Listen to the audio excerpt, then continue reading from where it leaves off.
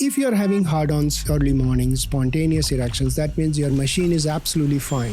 Don't have to worry. Why are so many white men in America on Joe Rogan's podcast talking about testosterone replacement therapy? Should Indian men also be looking into it? Fat and sugar metabolism is linked with testosterone. It's not many people understand. But you've seen cases where the feeling of sex hurts a guy's penis. Yes, the sensation which should be traveling to your brain as a pleasure turns into a pain. I'm assuming a part of your job is also to kind of give sex coaching. Yes, it is. Male nipples are actually more pleasurable than the female nipples. As in, male bodies derive more pleasure from the nipples being stimulated than a female. Right. Women don't know, so they don't do it, and men, they're hardly bothered because they're bothered more about procreation. They're wired in that way. You have to do prostate examinations regularly. Why do so many old men all over the world have to get it removed? Doesn't it hurt? If it hurts the patient, the fault lies with the doctor. But when you're cutting up penises for a living, what more do you understand about it when you see it from the inside? I had a gentleman who, in a fit of schizophrenia, detached his penis. It was cut with a blade and thrown into a toilet. What? This is such an important conversation because a lot of guys are just going through the same performance anxiety problem without hearing this conversation. And it is psychological. So relax, bro. Welcome to the latest episode of our medical series on the Ranveer Show. We've been creating multiple medical and health-oriented podcasts in both English and Hindi. This one is obviously for the guys mostly. It's about men's problems. It's about testosterone. It's about sexual health. It's about the lifespan of your penis.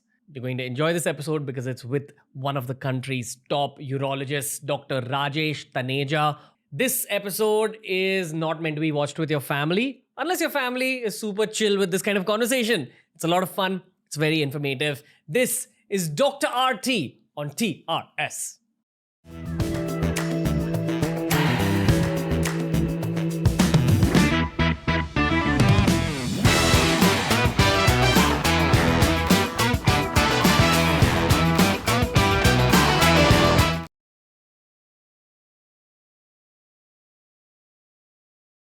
Dr. Rajesh Taneja, maybe my face and my voice is not conveying this, but I'm very excited to talk to you. The reason I'm not being able to convey my true inner emotion is because we're shooting in another studio. There was a problem in our old studio, but I'm just really glad I'm getting to do a biology podcast, which has now become my comfort zone. So it's great even being in your presence. You're a very chilled out guy. I'll begin by saying thank you for being so accommodating and giving us time in the middle of this very, very busy life that you have. Thank you so much, Ranveer, for asking me to be here. And it's an absolute pleasure. The pleasure is entirely mine. Don't worry. Okay. And we are good to go. Okay. Thank you, sir. I want to begin by asking you about our medical podcast, which you have seen. So it's a little self-obsessed question to begin with. And we'll get into deep biology, details about surgery, surgical stories, etc. But you've seen some of the doctor podcasts that we've done. My question to you is a little bit to understand the medical industry a little bit more. Why is an experienced, busy doctor like yourself even watching my medical podcast? Is there anything you gain from it? Because when I'm asking questions, it's from the perspective of 18-year-olds and college students and young professionals who are trying to understand biology more. But what is it that you gain from those conversations? I liked a few of them and I forwarded them because sometimes it is difficult to convey to your nears and dears with whom you live or you talk daily, and you try to tell them, okay, there is a gut health that is seen to be, something wrong there and you need to look at it. And things like, there is a discussion about God. So I feel that I'm not the only one who talks or thinks like that. There are others, especially surgeons, who talk like that. Do you think that the process of surgery in the long term, like how many years have you been doing surgery? So since 1986. So around almost 40 years. Oh, yes. Almost 40 years. Yes. This process of doing surgery over 40 years, how does it change a human's mind? As in the human actually doing the surgery. What ends up happening to you? So the biggest thing is that you should know that me and a cobbler, we both cut the leather or skin and put stitches. The difference is that I cut those stitches after 10 days and the wound heals, it doesn't gape. And in a cobbler's job, even after 10 years, when the stitch is taken out, it opens up. So there is something which is not in my hand, which helps the healing, which keeps the tissues together. And that power needs to be recognized. No one better than a surgeon will recognize the power of healing. And we so much depend upon. Today I'm sitting here, you call me because I am perhaps a successful surgeon. That success is because when I cut and stitch, it heals. And that healing is unfortunately not in my hands. I'm just taking credit. So that power needs to be recognized. There's an element of nature in your work? Exactly. That's what we are coming to. Okay. Specifically, there's a lot of young brothers watching this podcast because we're going to be talking about penises. Oh, yes, of course. Of course. I'm an andrologist. Do you think that 30-year-olds, 35-year-olds, and of course, then I'm talking about bros in their 20s as well, do we truly understand the penis? Well, we should. And I think a lot of, people, boys, if they are in a boys' hostel, they are taught, whether they like it or not. By other bros. That's right. So in our times, there used to be a ragging. So once I joined the medical college, there used to be a ragging. And that ragging in a boys' hostel would impart so much of, the insight into the organ called penis.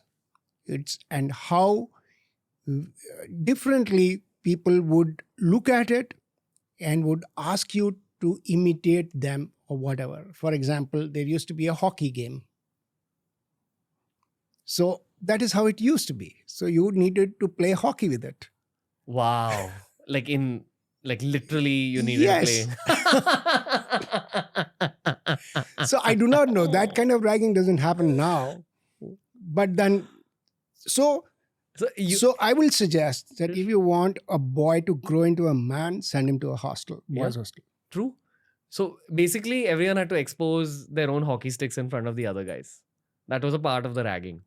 And therefore, you understood it more. But when you're cutting up penises for a living, what more do you understand about it when you see it from the inside? So penis has a structure and has a function.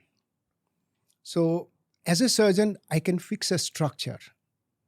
But as a function, a lot will depend upon how the healing comes, as we have been talking about. For example, I had a gentleman who, in a fit of schizophrenia, detached his penis. It was cut with a blade and thrown into a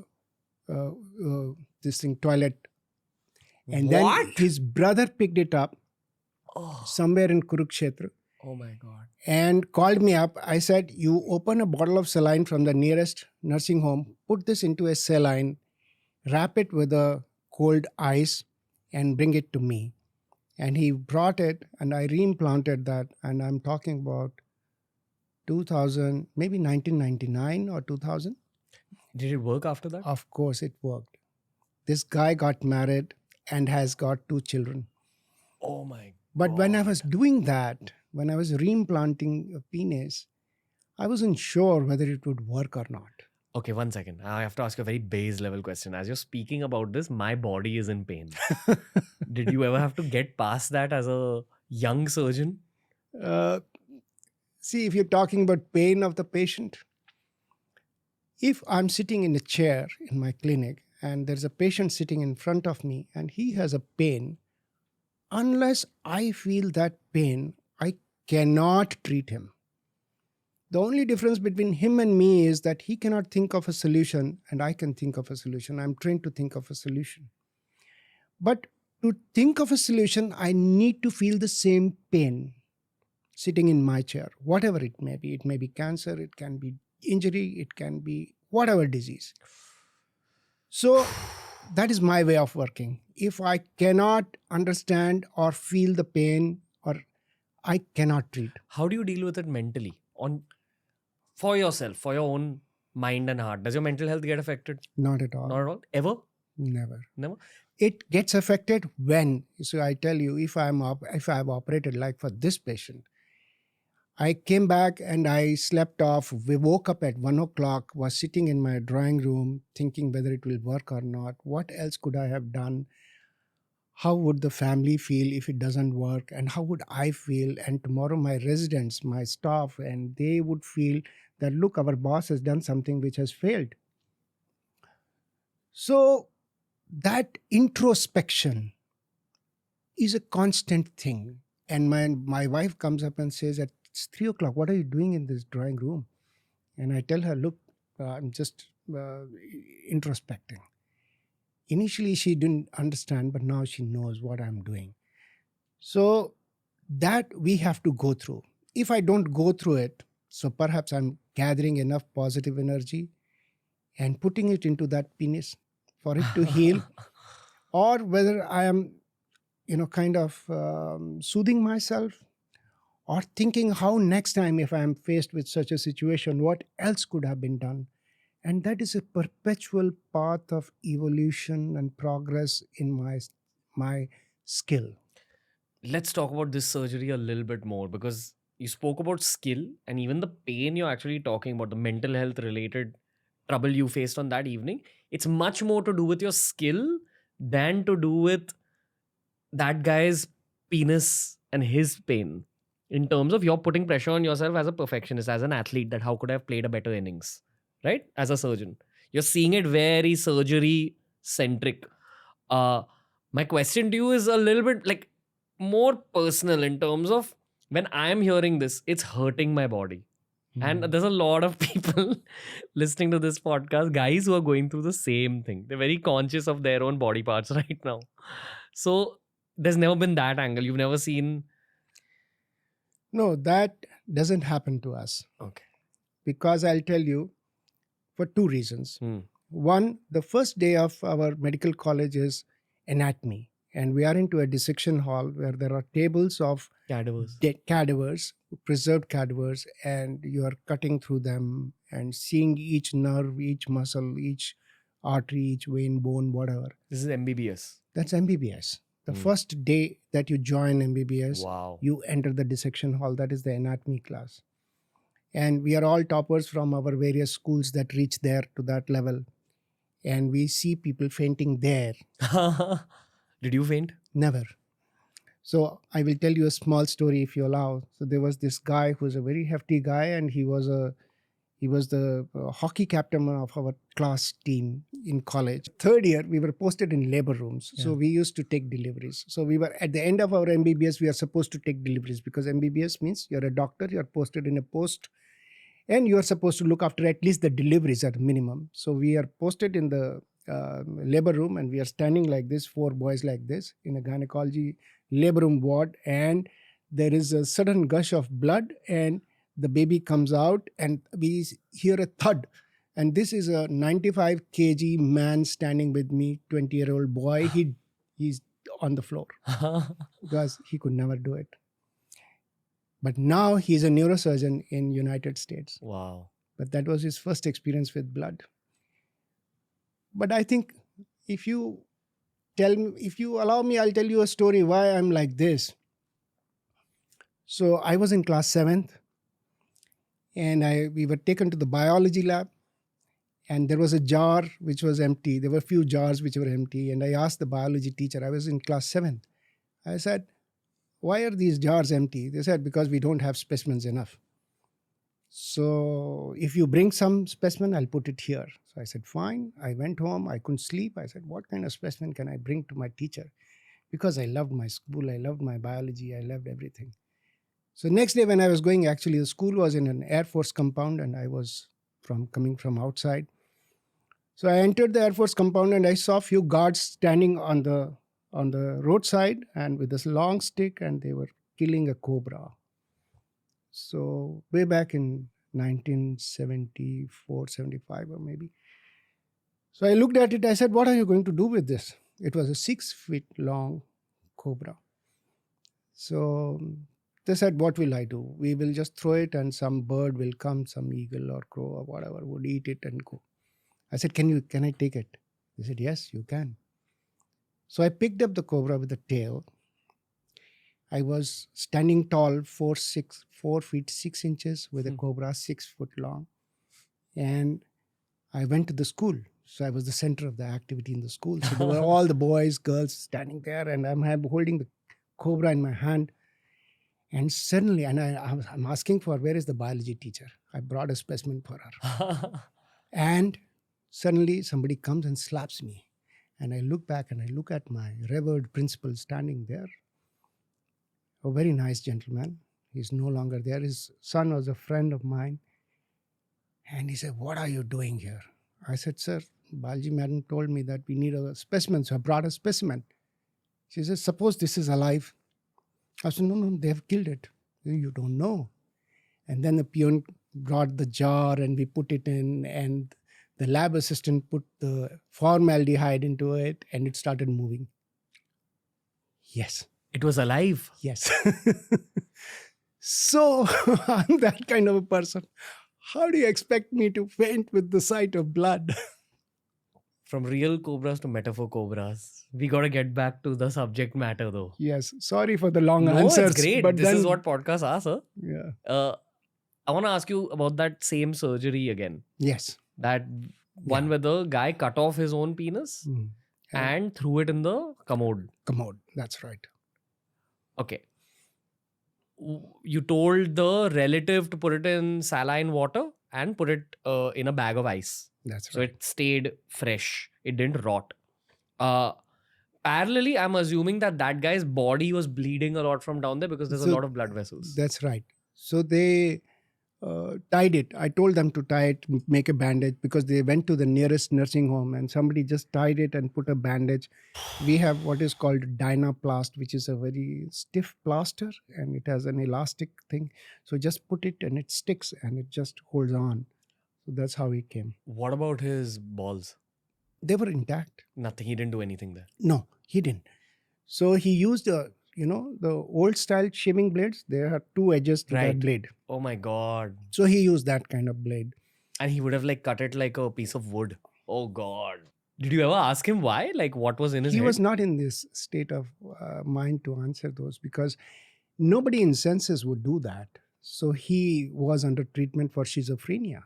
So he was basically going through some kind of a brain situation. That's right. Which was making him hallucinate or something that he must have been angry with himself. He may have, I do not know the story, but he may have been following a girl who may have got married. So he thought this is useless. This is the simplest plausible explanation for something like this. I think a lot of guys associate the self-belief with their penises. That's right. Right? That's absolutely I think men right. in general do. That's right. At some age they do, and then after a point you realize, oh, life is much more than this. That's true. But then at that age, they have nothing else to compare. How old was he?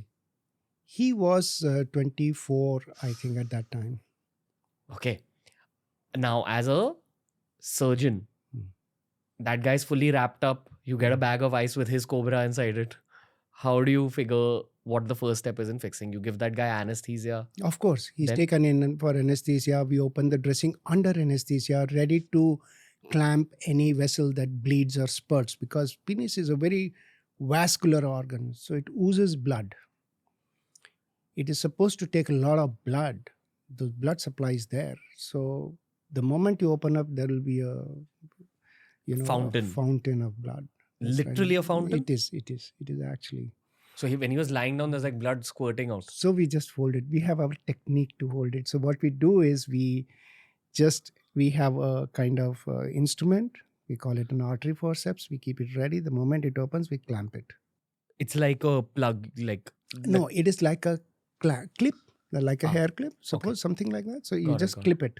You're talking about the hole that was left in place of the penis. No. The individual arteries that are bleeding. Oh my God. So you have to go in and just Just hold them with each of them, then repair them. But there's been a protocol in the world of penis surgery where these kind of situations have happened earlier, where someone's penis gets cut off. Very rare. And there was one report from Australia where it was reported that this has been, but then later on, in those days we didn't have the computers, we didn't have those so many web internet to search. And I also moved on into more cases. Okay, let's talk about this specifically. I'm just trying to understand your world a little bit more. So you clamp up Yes. all the blood vessels. Then what's the surgical protocol? So the next is to wash that, remove all the dirt, wash it generously, because you don't want any infected material. And then we have an antibiotic solution, so or what you call a wide spectrum antibiotic solution. So there was amikacin or another ciprofloxacin solution that we made, and added streptomycin. At that time we had a lot of streptomycin with us, so we used those things, made a solution, dipped that organ there, made sure that it kills all the germs. Fortunately, this penis has a cavity which is filled with blood. That is how it gets erected. So that is all open. It is like a sponge. So it's actually like a sponge. So when you put it into that solution, it absorbs all those water, that the solution of antibiotics, and it was washed. And then slowly we stitched each artery and vein and the layers of the penis, the urethra, the urinary tube, because that is also transected through which the urine passes. So the penis has a structure like this. It has two corpora cavernosa, two bodies like this, which cause erection, and the third body houses the urethra, the passage of urine. So it is cut. It is actually three structures in a transverse section. 3 pipes? You can say that. There are 2 cylinders and a small pipe called urethra, which is housed in a spongy tissue so that it can, when it erects, it has a capability of lengthening, elongating, and widening and other things. So the surgical protocol was you basically refix the pipes. Exactly. That's it. Plumbing. Pure plumbing. Damn. That's it. So somebody asked me, what kind of doctor are you? So I say, I'm the plumber of the trade. Wow. Love it. I'm a urologist. So I deal with the reservoir, I deal with the valves, I deal with the conduit. So Okay. How long was the surgery? So that lasted 4.5 hours. 4.5 hours. To stitch up one pipe at a time, etc., etc. If the same surgery was happening in 2024, how long would it have taken? It would have taken maybe a little shorter, because now we have the availability of microscopes. At that time I used loop, but otherwise now we have microscopes. So you have a much finer instruments, you have much finer suture material, the threads to stitch. So that makes things easier. I've had 2 surgeries in my life. Fortunately, not on the cobra, but on my shoulders for some judo injuries. And they were pretty intense surgeries. I had to stay in hospital for like 3-4 days and all that. The surgeon comes and meets you post the surgery and just gets an update in terms of how you're feeling and all that. If the listeners have not gone through surgery, let me have a shot at describing what it's like when you are operated upon. Have you been operated upon for anything? Yes. Okay. So please correct me if I'm wrong and if you have another experience. But you totally know when you wake up from surgery, there's 2 things that happen. One, for me, I've had 3 surgeries totally in my life. I've hallucinated every time because of the anesthesia. You see hallucinations? Okay, fair. I want to know about this also. The second thing is you totally know that your body has been cut open and something has happened inside. You're very conscious of that body part. You kind of feel like there's a fluid buildup inside. You're hallucinating. You do feel a little sick almost. You feel like something's wrong. You get maybe a little fever, etc. 2 questions. One, tell me about this specific guy, because there's also schizophrenia mixed in. So when he would have woken up, I don't know what would have been going on in his own head, because what if he had woken up in his normal personality and realized that his schizophrenic personality had cut off his penis? So what was that experience like talking to him? Secondly, what was your mentality? Third, was he in pain? So I'll tell you, I'll answer all the three questions. The first is that my mentality, I'll tell you, was that he shouldn't cut it again. So we needed to put restrainers. Oh so we my put God. restrainers with the thing. The second was to give some kind of injectable and psychotropic drugs which keep him calm, because this Morphine? was they're different ones. So some kind of haloperidol is something which is what we used in him. Serenase is the trade name. And we also were very clear in getting a psychiatrist evaluating him immediately after he woke up.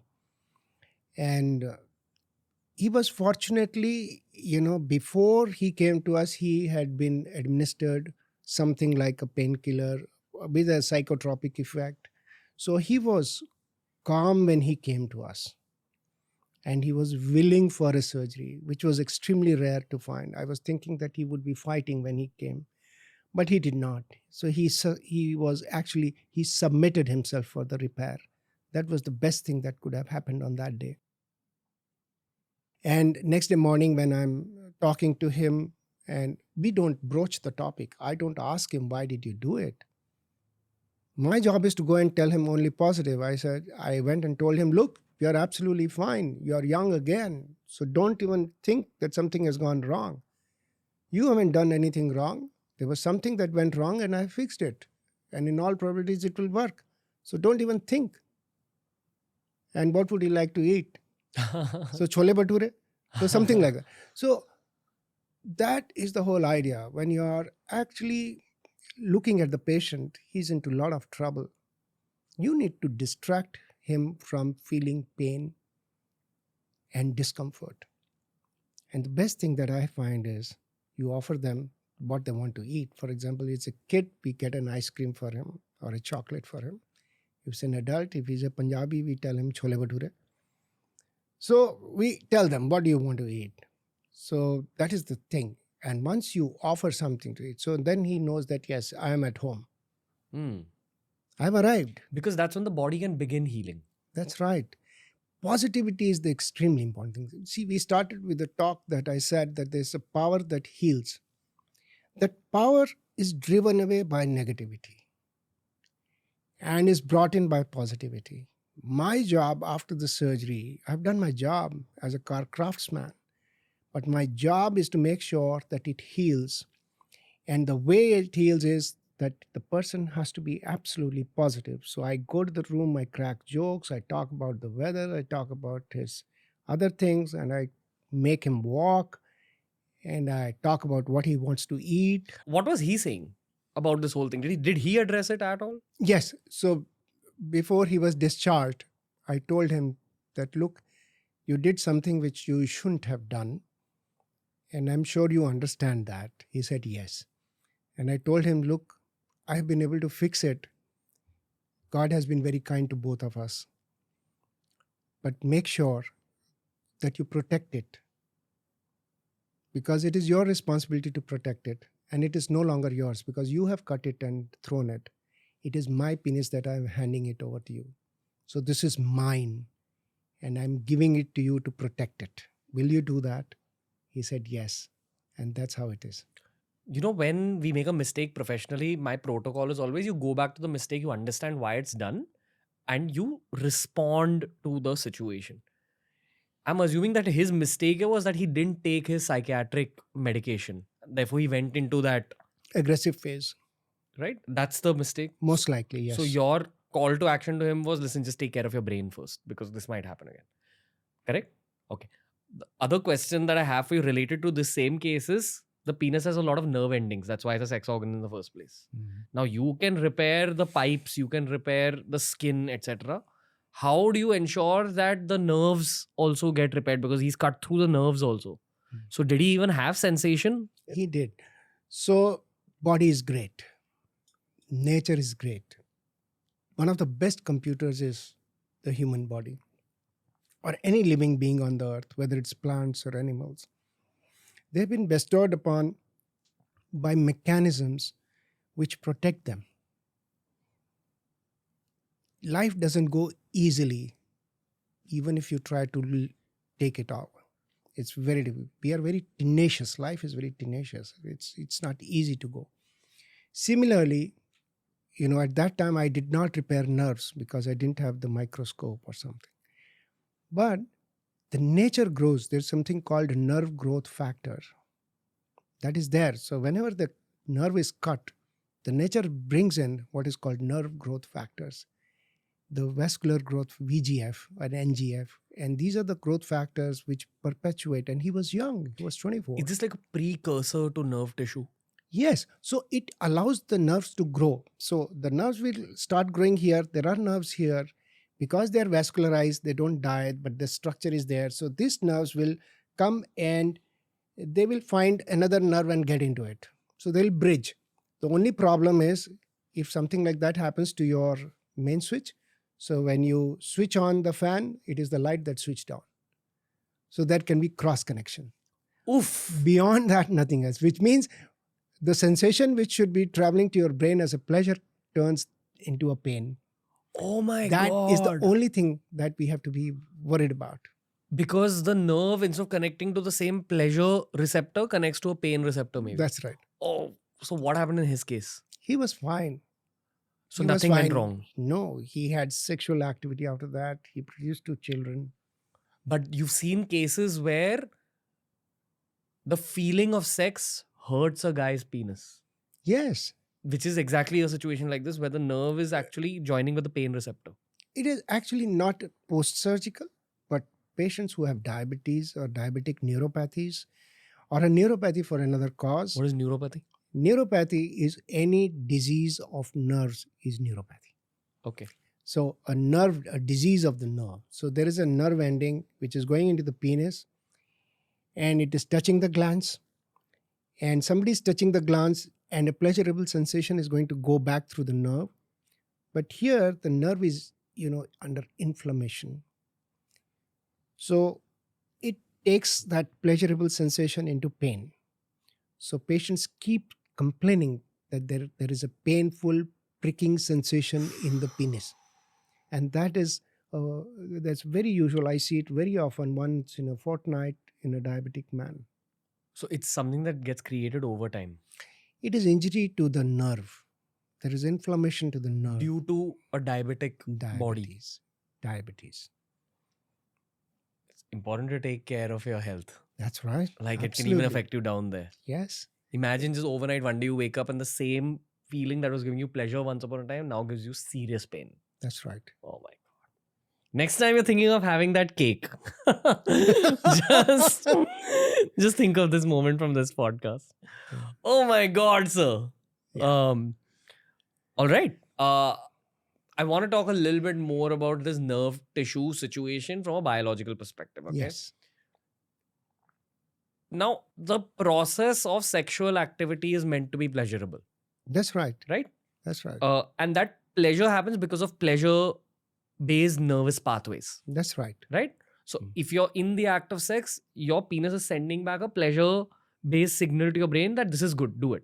Now, that's nature's way of procreation so that you create kids. And of course, then people use sex as recreation also for the same reason.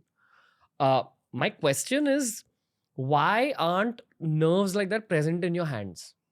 Okay, or maybe the other question I want to ask is, you know how, okay, comparing it to the female body, girls have more pleasurable points.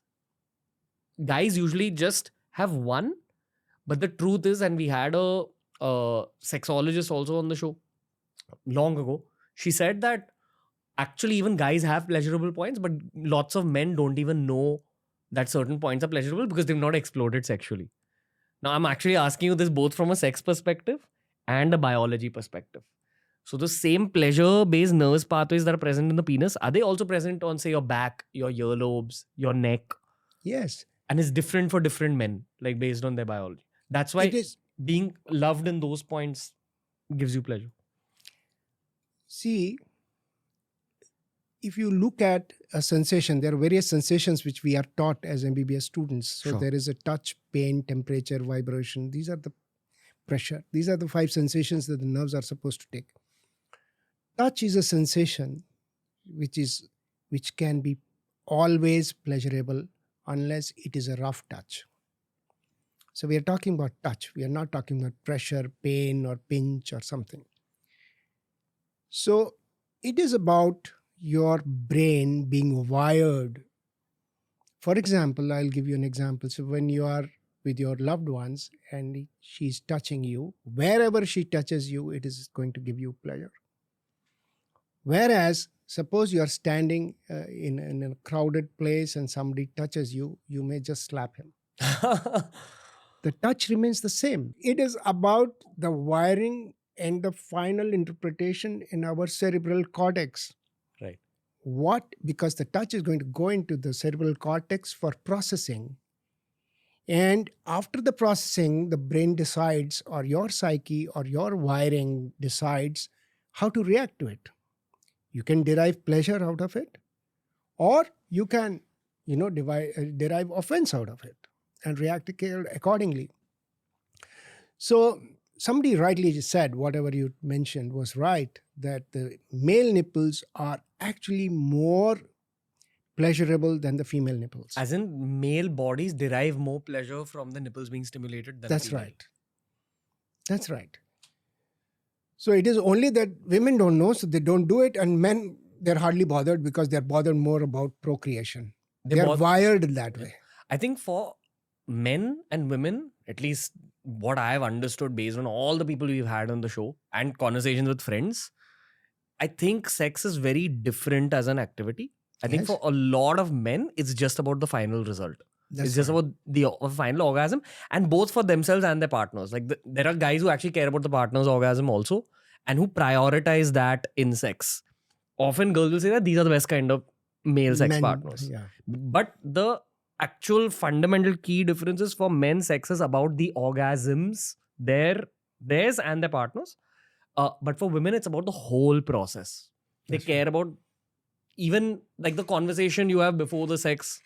The whole process is prioritized much more than the final orgasm. That's absolutely right. But there must be some biology in this also. Of course. Like in terms of, I would just assume either girls are more in sync with their own nervous system, or girls have more nerve endings. Like they say the olfactory system of a woman is much more developed. That's why they can smell perfumes like much more deeply, and they can pick up on scents much more easily. But I'm sure this spreads across the body. There's got to be some biology. Yes. So you've asked so many questions in one statement. Yeah. I need to answer each of them. Sorry, I'm called a professor, so I'm supposed to dissect out each statement each way and go for it. Go for it, sir.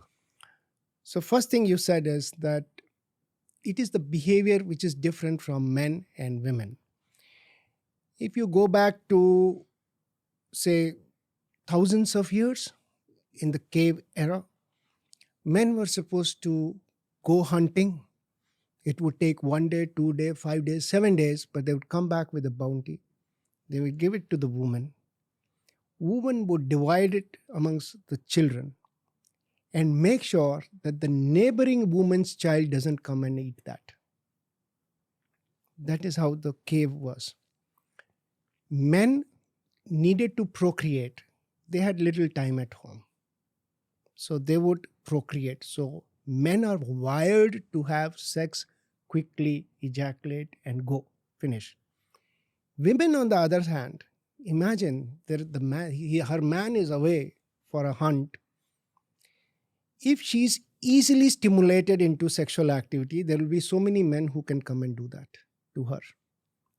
So as a protective thing, these women are wired in such a manner that they need to be stimulated at more than one center, maybe multiple centers before they are ready for sex.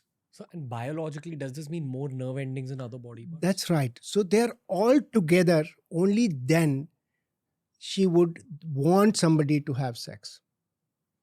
For example, if you understand what a quickie means, a man is always ready for a quickie, But the woman would resist. And it actually boils down to the nervous system. Yes. And the reason why that is like that, I've just told you the reason why. It is difficult to get a woman to sex for that reason. Because she needs to be wired. The ambience should be good. If there is dirt around, or the house is in disorder, or it is smelling bad, as you mentioned, olfactory, eye, ear, everything. Only then a woman would be ready for sex. That is why you have to woo a woman. Because that is the biology of a woman. I'm assuming a part of your job is also to kind of give sex coaching. Yes, it is. Could you encapsulate that in 5 points? What do you usually tell guys? So I'll tell you. In India especially. We're talking, okay, we have so many things, but I'll tell you one, this. You just mentioned about men who are worried about their orgasm and the partner's orgasm. So there are couples who come to me and they said that, look, we are trying for a baby, and the gynecologist has said that we must have sex on these 2 days, 14 to 16 days of our period. But during those 2 days, I can't have an erection. So what is there? So you have to understand that it is a pleasurable act. So when you make a pleasurable act as an act of performance, that means you're taking away the pleasure out of the man. There's pressure.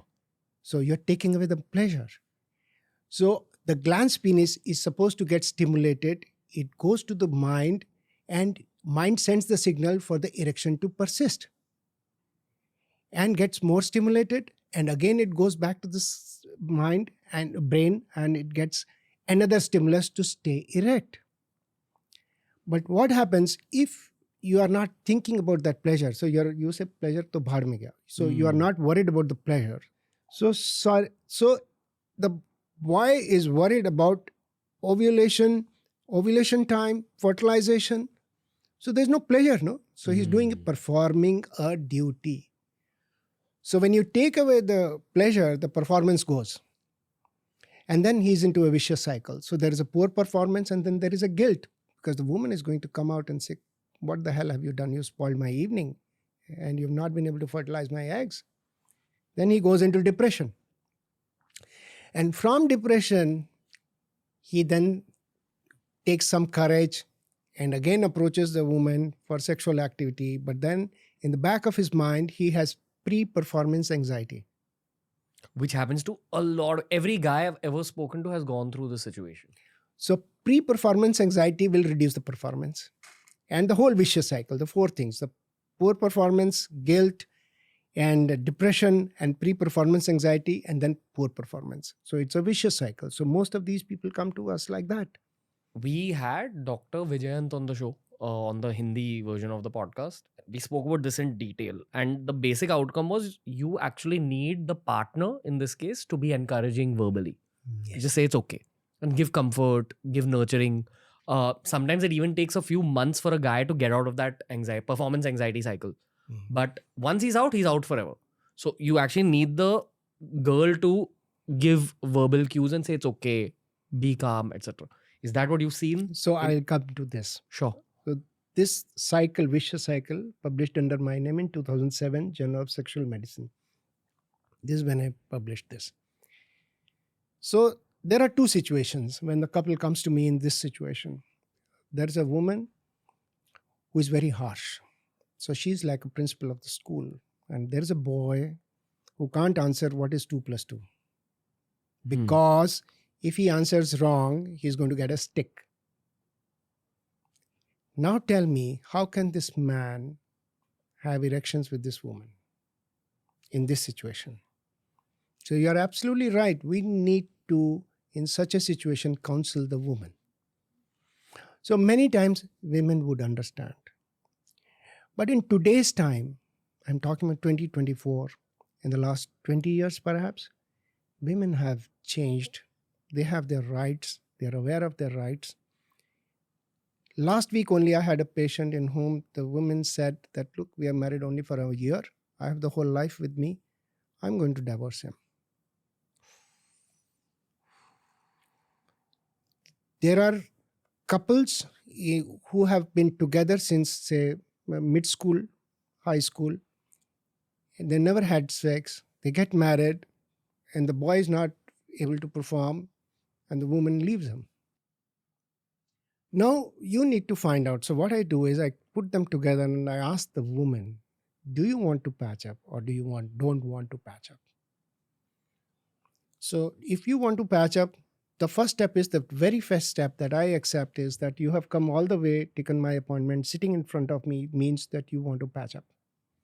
So if you want to patch up, then we are willing to work. My problem is that you are sitting with me for 15 minutes, but next time you're going to come after a week, but you have 1 week minus 15 minutes to be with him. So I can't do everything in 15 minutes. I'll take one step. You perhaps have to take 99. So unless you're willing to take those steps, I can't treat you. And this is very important. So this is the counseling to the woman. There are women who will say, okay, I'm willing to do that. There are women who would say, to hell with it. So we have both kinds. All kinds make this work. Apart from this, there is a pharmacological agent that I use. So before I go to the pharmacology, I'm not going to be a proponent of alcohol, but alcohol inhibits the inhibitions. Inhibits the inhibitions. So if you ask these couples, the couples that you are talking about, that if they have a drink or two, just a drink or two, they would perform much better. But if they have 6 drinks, then there's a problem. That's what the Shakespeare said. Alcohol will increase desire and reduce performance. But first 30 to 60 ml, it inhibits the inhibitions. And that is exactly what we need. So we need to titrate that. I'm not a proponent of alcohol. But you will see that your friends who can take it, who do take it, tell them to limit the drinks and you see the difference. The second is we have a pharmacological agent which inhibits the inhibitions. So I use that and it works. So there's a tablet. It's a very cheap tablet. It's actually 1950s old tablet. Nobody uses it these days. It's an antidepressant. Nobody uses because we have wonderful antidepressants or R&D and other newer medicals. I use it because it has a side effect that it causes erection. What's the name? Trazodone. So the side effect of this drug is erections. So I use the side effect.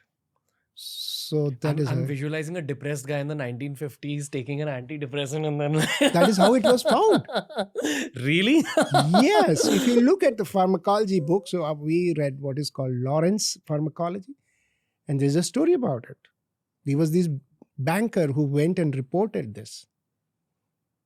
Damn. So we are evolving. So that's how it is. It's kind of sad about like his life, and then suddenly out of the blue, it's like, what?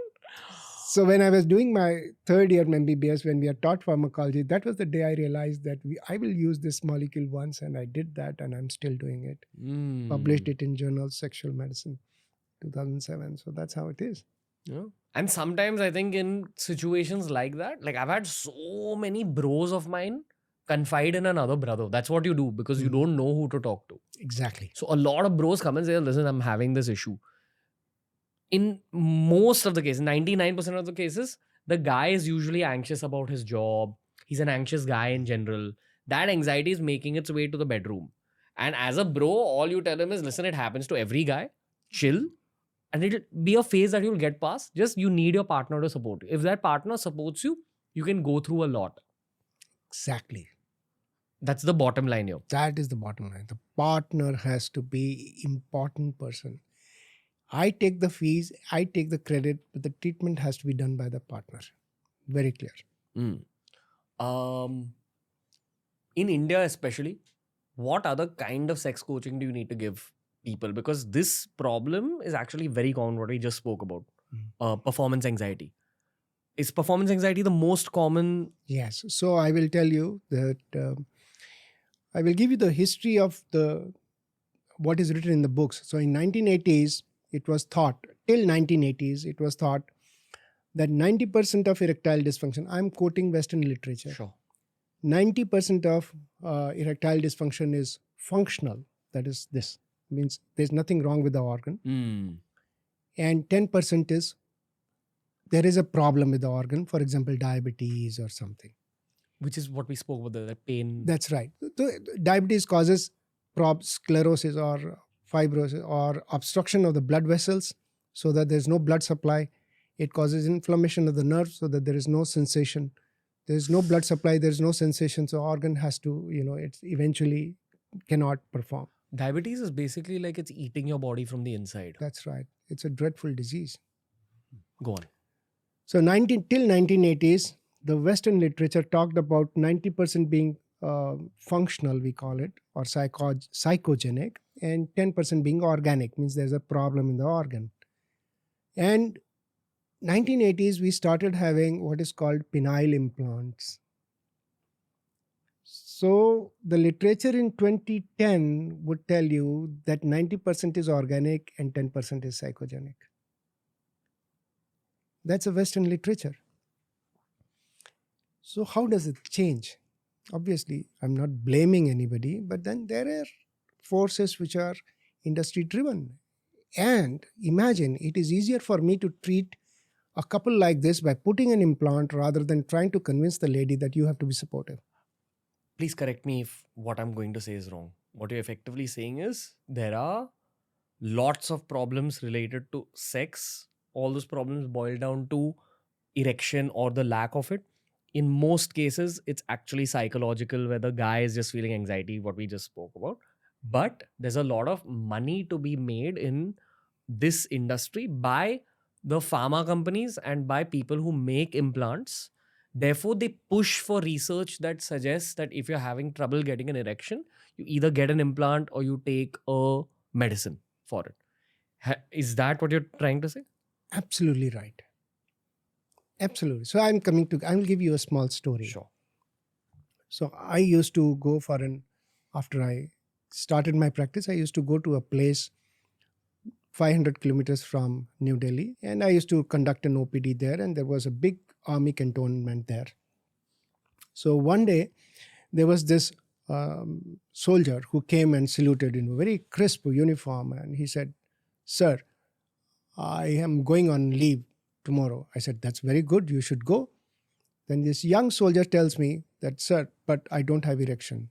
I said, "How do you know? Are you with your family here?" He says, "No, my family is back home and I'm going to go and face my wife, but I have lost my erections." So I said, "How do you know that you've lost erections?" So he said, "I was guarding my commanding officer's luggage on the railway platform, and there was this sadhu who was sitting across the railway line, and he called me and he held my wrist and told me, he actually palpated my pulse and told me that tera to khada nahi hota, means you don't have erections." And from that day onwards, I've stopped having erections. Now, you must understand, we were talking about psychogenic and organic. In United States, if somebody tells a United States Army soldier that you are not having erections, the first reaction will be he'll punch his face. In India, we are so vulnerable to suggestions by so-called sadhus or revered religious people that whatever they say is gospel truth. And we are willing to make ourselves vulnerable and accept that suggestion. So this is a damage by suggestion, a psychological damage by suggestion. So this guy says, "No, sir, that Sadhu Baba has told me it will not happen, so it is not happening. So do something for me. Otherwise, I am going to die because my wife is not going to accept me." So coming back to the story of the psychogenic versus organic. So we have so many reasons for having psychogenic impotence. What did you do for that soldier? Gave him something? No. There are ways. So what we do is I talked to him. I gave him that tablet called Testosterone because I knew that it is just, I have to inhibit that negative thought. So inhibit the inhibition. So inhibition of sex is a negative thought. So you inhibit the inhibition. And This is a test. So we put what is called a vasoactive substance, and we put it into the penis with a small fine needle, inject, and he has an erection because this is vasogenic. So You did that to him? I did it so that he sees that it is erect. I said, look, your organ is fine. You have absolutely no reason. Go home and enjoy. He smiled, saluted, and went back. That's all. You never seen him again. Did he have a boner when he went away? Genuine question. He walked away. No. We tell them they cannot walk out like this. They have to masturbate, ejaculate, and I have to see that the erection has come down because I have created the erection. It is my responsibility to see that the erection doesn't last longer enough to cause a damage to the organ, because persistent erections are causing damage to the organs. Okay, now go on. You're talking about the studies. Yes. So I was trying to tell you that the distinction between psychogenic and organic erections. So the psychogenic organ erections, obviously we in India have a lot of issues which create a lot of psychogenic erections. For example, I just talked about suggestion. I talk about, friends talking in the school or college or high school that, look, you've had a girl. Then they tell, okay, you don't have, man, you haven't had sex as of now. My God, you must be useless. So this guy becomes useless. Then he has a guilt that, oh my God, perhaps I'm not good enough with a woman. That's why no girl comes near me. That's how it is. So he is actually, he's drowned in his own guilt, and he will never have an erection. So he is a kind of introvert in that manner. So we have a lot of people like that. They come to us. So many times newly married people with arranged marriage will come. The girl's parents, the boy's parents, they're all there, 4 people there, 2 these. And when I talk individually to each partner, I ask this to the boy, what is wrong with you? He said, sir, honestly, I can tell you, I've never touched a girl, and I'm scared to touch her. And her presence makes me so nervous that I can't have an erection. And this is not something that I'm talking about a story. This happens more often than you can think of. Fair. So then I have to just tell the girl that you're very lucky to have a boy like this. I have to tell the parents that your boy is absolutely fine. I'll give him something and he'll be fine. No more tests. Now, I don't get how parents get involved in this. No, they do. In India, so India is a very unique country. I just gave you an example. Nothing like this can happen in any other country. That somebody sitting across a railway line will call you and tell you that you don't have erection, you stop having erections. So that's a suggestion that we are vulnerable to. So what is my practice? My practice is very simple. So how do you differentiate between psychogenic and organic erections? The very simple. So if I ask one question, that when you wake up in the morning, do you have hard-ons or not? So if you're having hard-ons early morning, spontaneous erections, that means your machine is absolutely fine. Don't have to worry. Till what age? Any age. So even when you're 50, 60, 70, you still get hard-ons in the morning?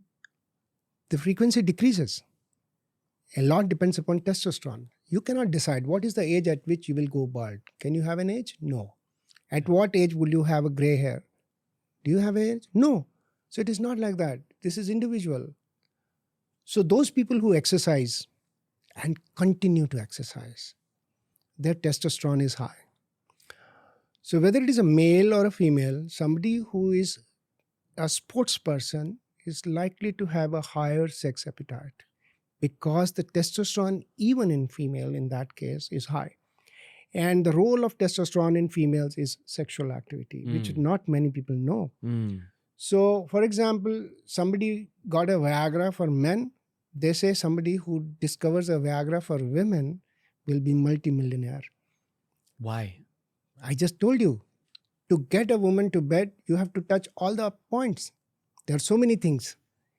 So it is difficult to get a woman to arouse. So women have they have a slow arousal as compared to men. There's also an art to it which many guys refuse to learn. That's okay. But suppose instead of learning that art, there is a tablet that you put in. Okay. So That tablet, imagine how much it is going to. You just have to give that tablet to the woman and she's with you. Yeah. So the point is that there is a different biology. But in men, if you have erections which are spontaneous, which are morning erections, then first thing is clear. I need no more tests. Your organ is fine. There's only a disconnection between your organ and the brain. So basically, your organ has a mind of its own.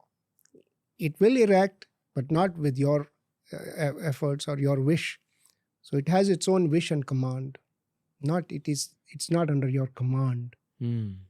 So there's a disconnection and we need to sort that out. So we sort it out. In most cases, is psychological. That's been the underlying theme here. That's right. This is such an important conversation because a lot of guys are just going through the same performance anxiety problem. A lot of guys without hearing this conversation that it is psychological. I want to actually talk a little bit about testosterone also. Yes. Because if you truly focus on increasing your resting levels of testosterone, I would assume that problems like this, performance anxiety, and all won't arise as much. Because testosterone is linked to so many other positive functions of the body also. I think it is a hormone that should be spoken about more, and every man at least should be educated on how to increase his testosterone levels. So I'm going to have a go at it. Please add stuff to it. And this is based on an episode of Dr. Huberman that I researched upon for the sake of an elaborate testosterone Hindi video that I'd done. It boils down to the basics: clean food, high protein intake, lots of movement, ideally a competitive sport. That's been like a recent study. All these things over time compound, and generally your testosterone levels stay good up till the age of 50. And right now in America, for a lot of guys post 50, this has become a very common conversation that they do something called TRT, which is under the guidance of someone like yourself, testosterone replacement therapy. Before I ask the doctor for his inputs, I need to tell the audience that again, all the doctors we've spoken to, the lifestyle factors are effectively the same. And you guys know all these lifestyle factors. It's exercise, clean food, etc. The only added factor here is a competitive sport. If you're able to play a competitive game of football once a week, basketball, cricket, where you want to win, for some reason that's shown an increase in testosterone. Anything else you'd like to add, sir? Yes. So testosterone is the food for the body. So suppose you're not utilizing it, body stops producing it. So either use it or lose it. And you use it by exercising? Yes. So what does the body mean? Why should you have a testosterone and a woman shouldn't have a testosterone? What does testosterone do to you? It gives you muscle, broad shoulders, strong bones. What are they supposed to do? You're supposed to exercise with them. You're supposed to go fight. You're supposed to go to war. You're supposed to go to hunt, swim. So if you don't do that, you're not using your testosterone. So the body, as I said, is a wonderful computer. So see, this guy doesn't need it, man. So take it off. In terms of if you're lazy, if you're just sitting at home all day watching TV, your body will reduce your testosterone level. If you're watching TV, the testosterone reduces faster. Even if you're watching porn? Yes. Okay. Just a thought experiment. Go on. because you are straining to recreate that. If you're with a woman, then that job is being done by the woman. Here you're trying to recreate that thing onto yourself. Sure. That is the problem with testosterone. So testosterone has a lot of functions, as we just mentioned: muscle, bone, this, that. And if you don't use it, you will lose it. So how do you exercise? So there is something called basal metabolic rate. Now you have a basal metabolic rate. It is like the RPM, the revolutions per minute of a motor car. So you have an idling car. It has an RPM of 800 to say 1000 RPM. So that engine will run. And it will consume a certain amount of fuel. So now when you give a raise, it goes to 1500. So the fuel consumption increases. So suppose you are getting up in the morning and you are exercising. So you are revving up your metabolic rate. your RPM increases from 800 to 1000 to maybe 2000 if you are jogging in the morning or swimming in the morning. And during the day, since you are working, you are not coming back to rest, you are going to office or you are going to your work, it stays, the basal rate, it may go up to 200 RPM, 2000 RPM, and then comes down to maybe 1600, 1800, 1400, which is much more than 800 that you woke up with. And then suppose you add on a physical activity, you had to run after something, or you had to rush, or you had to cycle, or you had to do something, it again goes from 1400 to 1800. Now imagine if you had not gone for a exercise in the morning, you woke up with 800, so you are lingering between 800 and 1000, 800 and 1000. And if I ask you to put an effort, you would be unwilling to put an effort. And even if you put an effort, your RPM is not going to go beyond, say, 1200. Because your basal metabolic rate was 800. Now, we add another factor to this thing. So we have what is called a body clock, which runs with sun. So we have the pineal gland, we have the hypothalamus, and we have the melatonin, and we have the circadian rhythm. The luteinizing hormone, which is released from the pituitary, goes to the testes and increases the testosterone. So there is a peak of luteinizing hormone, releasing hormone from the hypothalamus, which is controlled by the circadian rhythm, which is at 4:30 a.m. So sleep early. In India, in our history or in our mythology or whatever, it is called Bhorkal. That is the main time that you have the peak of LHRH, or luteinizing hormone, releasing hormone from the hypothalamus. It goes to the pituitary, which is the luteinizing hormone, which goes to the testes and kicks it to produce testosterone. Now imagine you are doing an exercise and an activity when the testosterone peak is there. So you have an inflow of testosterone, you're using it at that time. So next day morning, the hypothalamus knows this guy needs more testosterone, so it pumps in more. Wow. Now, if you are not doing it, the hypothalamus also thinks this guy is not going to use testosterone, so let it be around 800. His RPM is 800, 1000, so why should I give him another fuel? So there's no testosterone which rises. Coming back to another thing, I'm sorry, it is not against people who exercise at night because they don't have an option. If you don't have an option, you can still exercise. But what is better, morning or evening? Suppose at night you come from office and you go for an exercise, you go to the gym and you have revved up your RPM from, say, 1000 to 2000. After 2 hours, you're going to sleep. So the advantage that you had during the day, that you revved up your RPM to 2000, and it stayed 2000 because you were working. You were running, moving around in the office, anywhere, wherever you are working, you are actually, RPM is still high. Against, you raise it to 2000, go off to sleep in 2 hours, that whole effort is gone waste. Technically.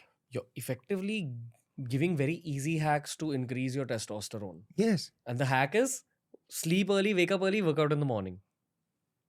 Like Akshay Kumar. That's why his voice is like that. Actually, the way Akshay Kumar lives, eats, goes about life, he's a good representation of a high testosterone male. Yes. I would argue. Yes. Right? Like Yes. just healthy living. This is healthy living. There's also a report, I remember Tiger Shroff spoke about this. He said that he doesn't drink because it shakes up your testosterone levels, even one session of drinking. Yes. So anything that puts your RPM to downwards, like alcohol, you can't even balance yourself. That is the state of your muscles. So your RPM may be falling below 800. So obviously the testosterone consumption is not there. The body computer says, oh, this guy doesn't need a testosterone, so stop producing it. And there is another issue to it. Suppose you have been a football player. So I see a lot of them. So there's this guy. I'll give you a story. It's an interesting story. So there were two people who got married because they used to be playing tennis together. Now they were playing tennis together. They were between 25 and 35 years courtship. Then they say, okay, we get married. They get married. They have a good sex appetite. They have a good testosterone, both of them. And now this guy is a banker. And at 35, he wants to become the vice president of the company. So he's working very hard. So he's putting in 14 hours on the chair. He stops going to play tennis. His wife, however, continues to play tennis. At 35, two of them come to me together with erectile dysfunction. So what have you found? So you look at him and you see, oh my God, he's got as chubby as what I am, you know. So this guy's become chubby. He has not been playing tennis. The girl is slim like, any tennis player you can imagine at 35. Since she is a tennis player, she has a high testosterone, she has a high appetite, which this guy can't match. So he has an impact with psychological thing also because he's not able to match the appetite. So he goes into two things, both a combination of psychogenic erectile dysfunction and an organic erectile dysfunction, because when I check his testosterone is low. Why is his testosterone low? Two things. One, his computer says he's not using it, so it reduces. The second is the stress. Stress is huge. So this guy is stressed. He's looking at his counterpart, a colleague who may become a vice president, and he wants to reach there and he doesn't want him to reach there. So round the clock, that stress is there. 14 hours in office, 10 hours at home, 24 hours a day. He's only thinking about one thing, how to prevent him from being a vice president so that I become a vice president. Just to put your point across even more, I want to remind the listeners of how they felt during exam season in school. You felt a higher level of stress. What was biologically happening was that your cortisol levels in your body had increased. Cortisol is your stress hormone. I'm assuming that it's related to your testosterone. Of course, that if you have a higher baseline cortisol in your bloodstream, it will affect your testosterone. Certainly. Anything you'd like to add to this cortisol angle? So two things. So if you look at two things, one is, of course, when there is stress, there are stress hormones like cortisol. Apart from that direct effect of cortisol, there is an indirect effect on psyche. You stop thinking about sex. Because you're thinking about failure. Yes. Even if your partner is trying to approach you for sex, you stop thinking about it because either you're tired or you're scared of non-performance because last time you couldn't perform, because while you were performing, you suddenly realize that you haven't sent a mail which the other guy must have sent. So doing that means that he's distracted. So he stops performing. So he's staying away from sexual activity. His testosterone is coming down. Again, if you look at people who unfortunately need corticosteroids, say for kidney disease or lung disease or something else, rheumatoid arthritis, they are given steroids, they become plump. So they gain a lot of fat. So fat has an enzyme called aromatase. Now what that does is it converts testosterone into estrogen. So whatever testosterone is being produced is being converted into estrogen rapidly in that fat, in the subcutaneous fat. And the structure of the body becomes more feminine. Pear-shaped. So if you remember, there was a movie called Kabhi Khushi Kabhi Gum. And there was this Hrithik Roshan. And there was a child Hrithik Roshan. Do you remember that? Yeah. Golu Molu. Yeah. The person was a plump boy. What is wrong with that fellow?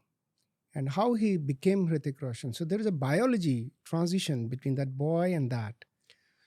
Honestly, this story that you're giving us of Hrithik from childhood to actually being muscular Hrithik Roshan, I have seen so many guys my age, younger than me, go through that same story arc of not taking care of their health when they were younger.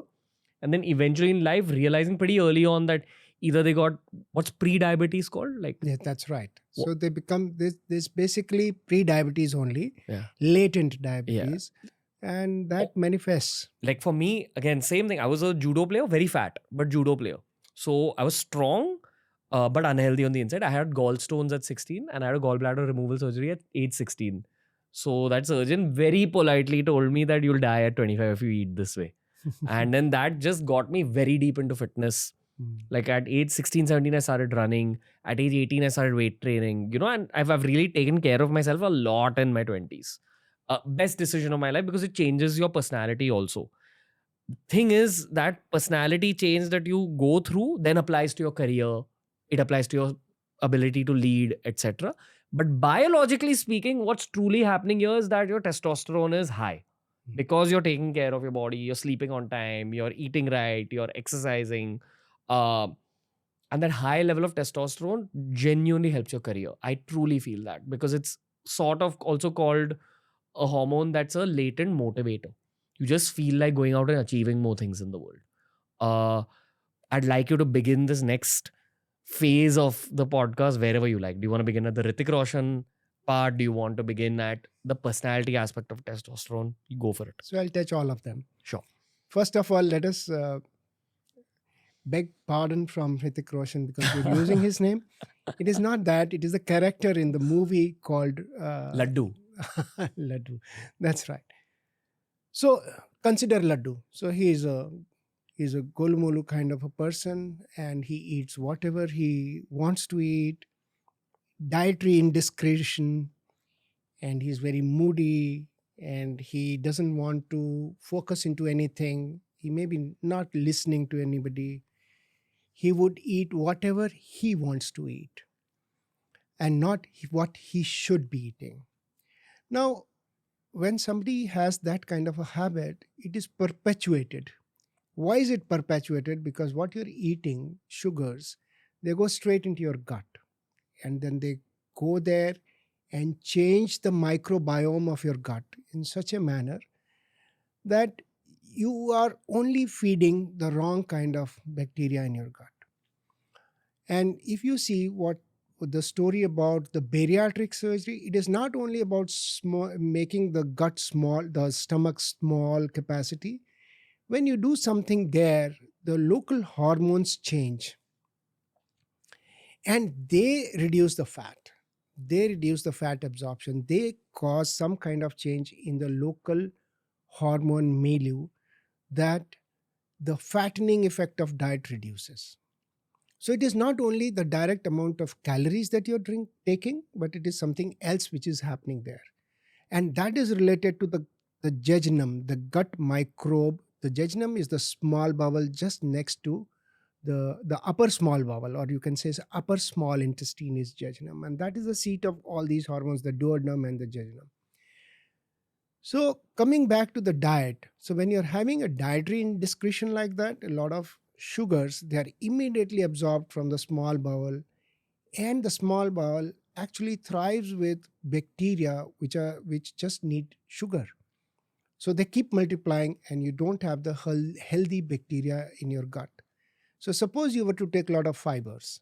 So if we were to take a lot of fibers, they do two things. One, they mechanically displace the colony of these bacteria.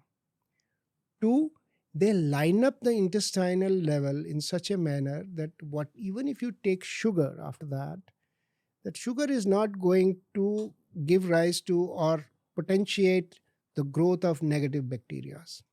So this is what is the story behind what happens. So when something like this is happening, a lot of fat is getting accumulated.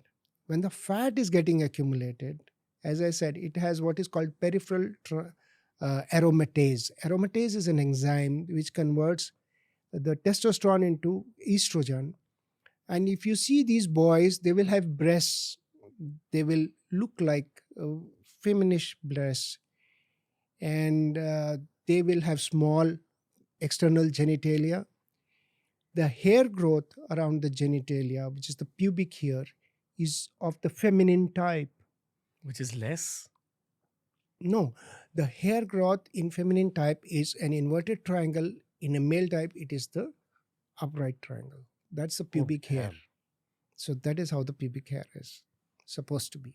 You're basically biologically turning your body more feminine. That's right. By giving into your craving to eat sugar as much as you do. So anyone who is overweight, and this I've seen with anyone struggling with weight issues across, there are two major culprits in India. One is anything sweet. I mostly, when you're talking about cold drinks, it's a lot of cold drink drinking. Why do you need that iced tea? Why do you need that juice with your food? Just have water. The second issue that I have noticed in India is chakna, salty snacks, tea time snacks. It's these two issues mainly in India with anyone even trying to lose weight. But people need to understand the biology of not losing weight to get scared. Because I personally woke up when my body scared me that, hey, this is the kind of physical pain you'll go through if you don't take care of yourself. But I feel this kind of pain is even worse. It's psychological pain. That's right. So these people get withdrawn. They don't go to play because they cannot run. So everybody, and especially the boys, as you say, if they compare their phallus with each other, they would find that then they'll make fun of him. So this guy becomes more and more introvert. And when he's introvert and he's getting depressed, he eats more. The sugar craving increases. The chocolates are the easiest ones to have, or whatever snacks you lay hand at. So this is a vicious cycle. The testosterone which is being produced, so he becomes stunted. The height becomes small. The weight increases. The insulin requirement increases. Insulin increases, the diabetes and other things, they come into play. The fatty liver happens. The injury to the liver happens because there's inflammation, and the root cause is accumulation of fuel called sugar and suppression of testosterone. So if you need to reverse this process, the first step is, of course, you cut down on sugar. Sugar is the first thing to go. And the second is exercise. And as I said, these people will not be able to get up in the morning to start exercising, but you tell them to at least start walking. And they would. Today, in the era of bariatric surgery, a lot of people will be subjected to bariatric surgery. And many of them will stay slim. Many of them will come back if they are not motivated enough, because sugar is sugar. So they start sipping it if they can't eat it. So the issue is testosterone with sugar metabolism is totally linked. Fat and sugar metabolism is linked with testosterone. It's not many people understand. So suppose you do a testosterone level on this boy who is a plump, maybe in his teenage, you will find the testosterone to be low. It is low for two reasons. One, the LHR is a luteinizing hormone releasing hormone, also is not effective to push the testosterone. Testes remain small. And some people will call it as delayed puberty also. But the idea is that whatever be the cause, that needs to be reversed. And the best way is the diet, high fiber diet, and exercise. These are the two things that happen. The third is the diurnal variation, the circadian rhythm. If they don't follow circadian rhythm, like sleep early, wake up early. So I will tell you why I keep talking about that. So there is a term in Hindi, nishachar. Nisha mein acharan karne wale, which means the nocturnals, those who live at night. Suppose we have bats who are supposed to live at night, open their eyes at night, and you capture a bat and put him on sunlight, then you are torturing him. Humans are not nocturnals. Humans are not supposed to be waking up at sunset. They are supposed to go off to sleep. So if your body is waking up during this night, you are awake during the night, your body is crying for help, like a bat is crying for help during the day, which we all ignore. Because we have flashlights, we have LEDs, we have everything, we create light, but our hypothalamus cannot be fooled. And we get into trouble. So the body is under stress, even if we think we are enjoying a party or disco or maybe a game of cards or billiards or whatever. So simply staying awake at night means your body is under tremendous stress. And stress reduces testosterone. Fair. So if you don't follow circadian rhythm, your testosterone is going to fall anyway. I think this is also an infinite topic if you open up all the lifestyle factors, and we've covered it, on the show.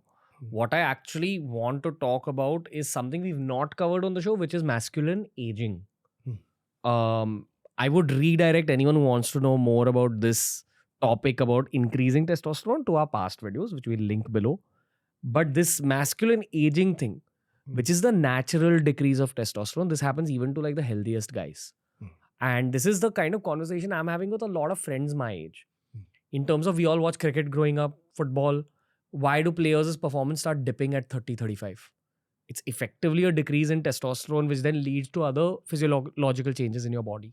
We had Muralidharan on the show, and I was arguing that no, Kohli has at least 5-10 years left. He's like, no, as a cricketer, your eyesight gets affected after a certain age. It's just the outcome of age. How are you able to see the ball? I would argue that it's one of many physiological changes that happen with age, but the base physiological change that happens in an active guy's body is a natural decrease in testosterone. I also want to talk about prostate and all that later. No, I will talk about it. Oh, it's linked to this? No, I'll talk of what is called androgen deficiency in aging male. This is called ADAM. This is natural, right? This is natural. So talk about it starting from my age, 30. Yeah. So we'll talk about what's happening in my body right now. So we have a person who has been exercising, who's been looking at his muscles. He has a certain testosterone. And slowly, because all of us are expected to get into our routine work, which does not involve exercise, unfortunately. So what happens is that the testosterone, because as we have menopause in women, there is something called andropause in men. The only difference is that in menopause, you have a clinical sign of cessation of periods, whereas in men, there is no clear-cut sign and it is a gradual process. For example, what we believe is that illnesses, so you get into an injury. Suppose some boy gets into an injury at 30, he is bedridden for say 10 days. His muscles are not used for 10 days. His basal testosterone level falls. Then he goes for rehab. Everybody doesn't go for training as you see in certain movies where somebody has got a blade and is running and whatnot. Everybody goes back to work, office perhaps. So they don't bother. So suppose your testosterone was say 600 nanograms per ml.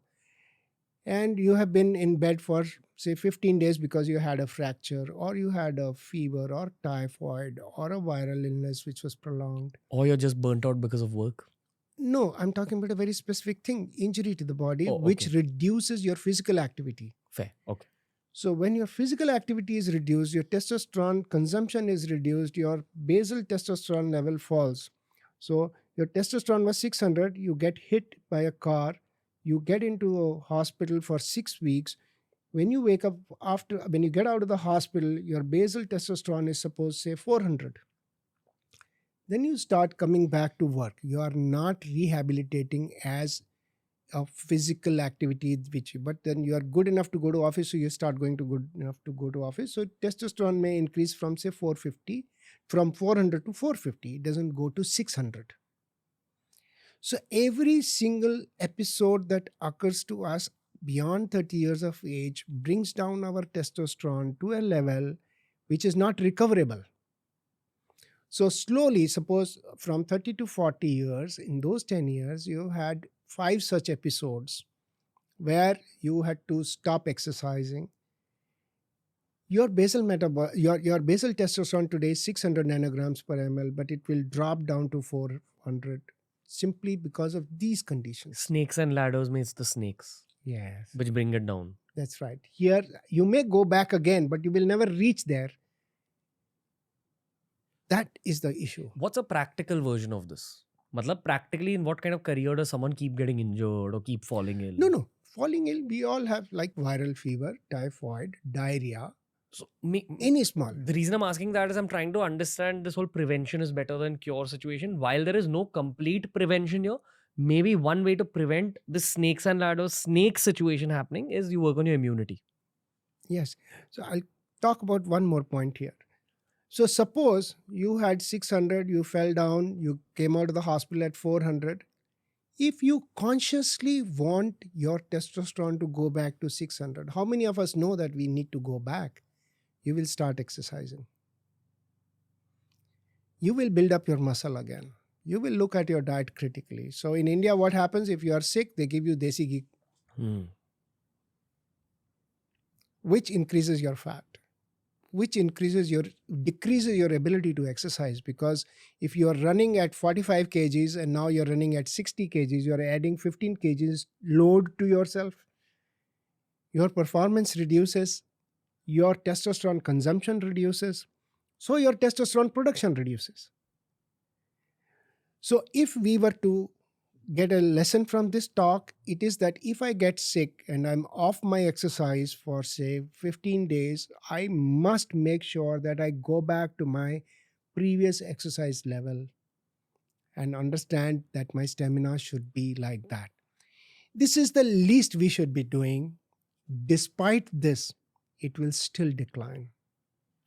There will be factors which will accelerate this decline, like competition at work, fight with your spouse, problems with parent-teacher meeting, problem with the neighbor, all these things, because you're thinking, suppose you had a fight with your neighbor.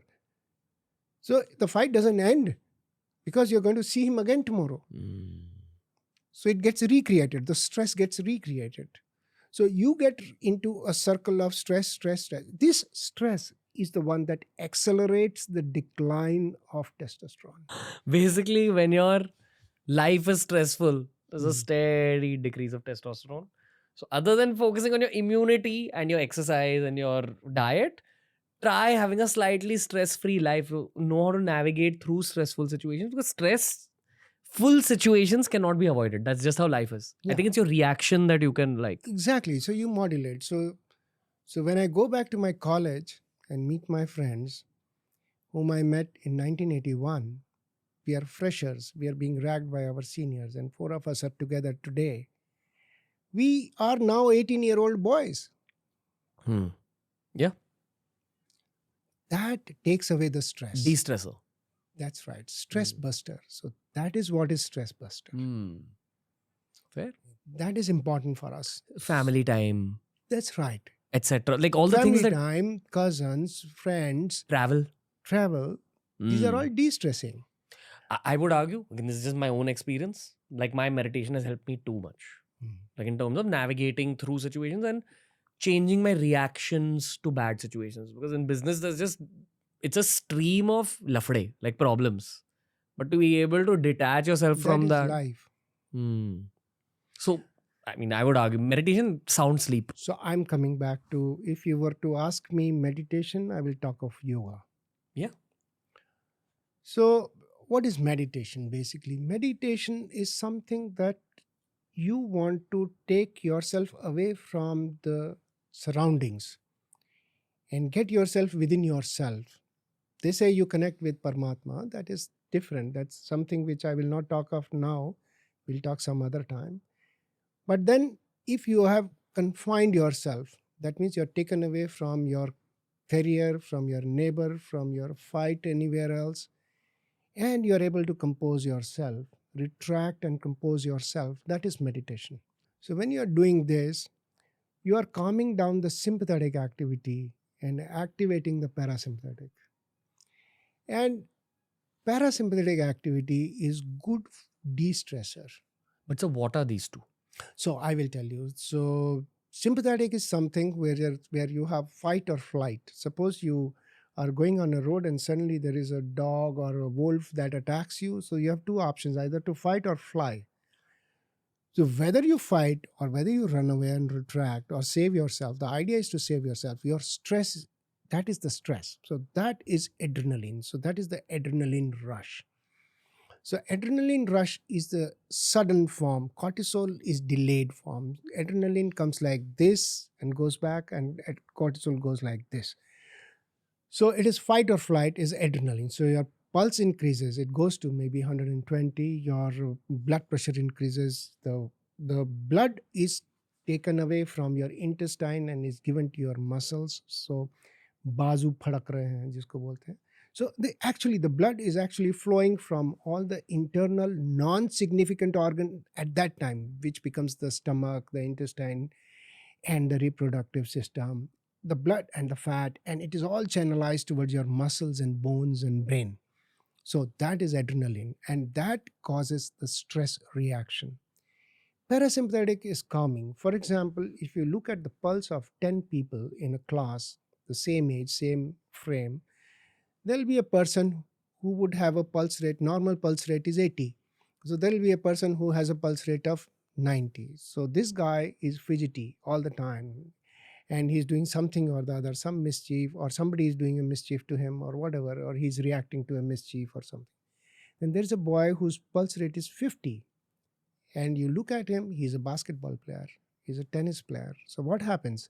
When you're playing, your vagal tone increases. So parasympathetic reduces the heart rate, sympathetic increases the heart rate. What is vagal tone?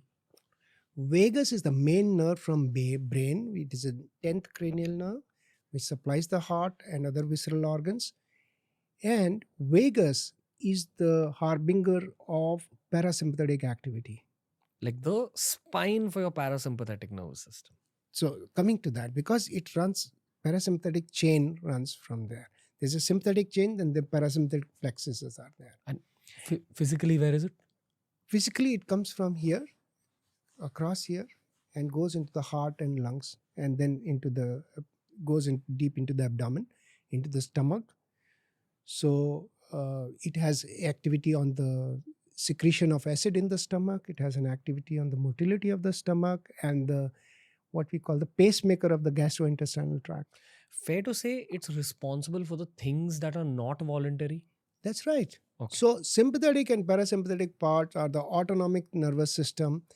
And autonomic nervous system, normally we are not supposed to have a control on them, but yogis in our culture, they are supposed to control the autonomic nervous system. So autonomic means which cannot be controlled. They are autonomous. But if you happen to control them, then you become a yogi.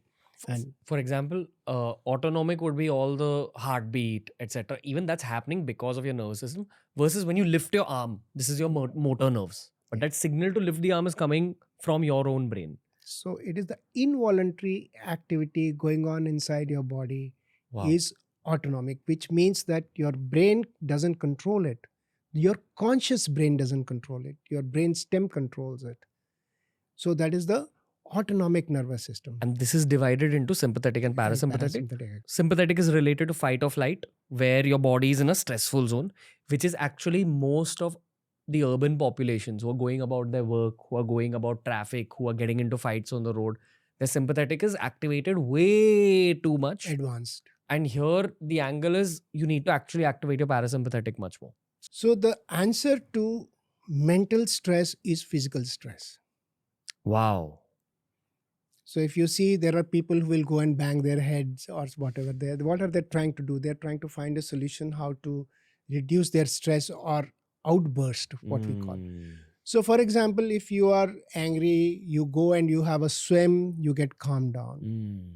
Or you hit the gym, you do 200 squats, and then you are done. You get over it. You come back and you say, to hell with that fight. Yeah.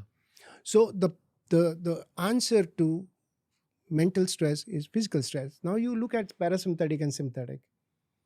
So physical stress, as I said, a tennis player, a good tennis player, professional tennis player, they have a pulse rate of 35, 40, which is extremely good and healthy for the heart. And, because they are physically active. So their mental stress is supposed to be much less than what mental stress, not while they're playing, but their baseline mental, they're usually contented. If a swimmer, when he comes back, he's done his swim and he knows, yes, I've conquered what my target was, enough, to hell with everybody else. So that's how it works. So sympathetic activity and parasympathetic activity. So there are ways to control parasympathetic activity. And one of them is meditation. The other is, of course, certain asanas. For example, Bhujangasana or Tadasana.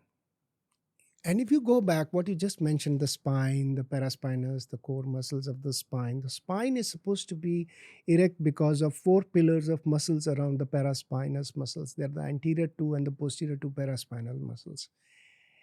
And if you stretch the spine and divide the weight on this completely, it is actually de-stressing. Wow.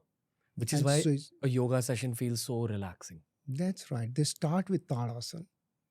Then they Mm. go to Bhujangasana, which is Cobra. Yeah. And then they have something like Downward dog. Yeah. Which stretches your heel right up to your hand. Yeah. So these asanas and meditations were a yogic way of calming the human body, taking away the stress, reducing the sympathetic activity, and remaining calm with the increase in parasympathetic activities. And this, if you have a parasympathetic activity which is high, then obviously, if you have more testosterone. Mm. So sympathetic activity is adrenaline and cortisol. Mm. Cortisol causes fat and suppresses testosterone. So they're all interlinked. I can link autonomic nervous system to testosterone. Gotcha. I think we gave a very nice angle on a healthy way to age as a man. It's all the basics plus play a competitive sport ideally, but also try practicing your yoga and meditation. It physiologically will calm you down and therefore elongate the lifespan of your testosterone levels. Now, let's talk about the invariable aspect of human life, which is post age 50 and 60. Why are so many white men in America on Joe Rogan's podcast talking about testosterone replacement therapy? First question. Second question, should Indian men also be looking into it? Third question, I'm sure you've given TRT to some patients. Not for treating a disease or something, but just because their testosterone levels are low. Should a guy like me who's healthy, also concerned with health, consider TRT at age 50? And how do you go about it? So TRT. So we talk of various segments of men who require TRT. For example, I talked about a couple where the husband and wife both are tennis players. The wife is still playing tennis. The husband has stopped playing tennis. His testosterone has come down. Now, should I give him testosterone? Because if I give him testosterone, it is going to suppress the follicle stimulating hormone in the brain, which is going to suppress the spermatogenesis. So if I give him a shot of testosterone, his sperm count drops to 0. Damn. And this couple is looking for a child. So you need to know when not to give testosterone. So testosterone, even though if you look at the lab, it will show a borderline testosterone, it doesn't mean that we have to give testosterone if they are looking for a baby. Suppose the same couple has had 2 children, you discuss it out with them, do you need another child?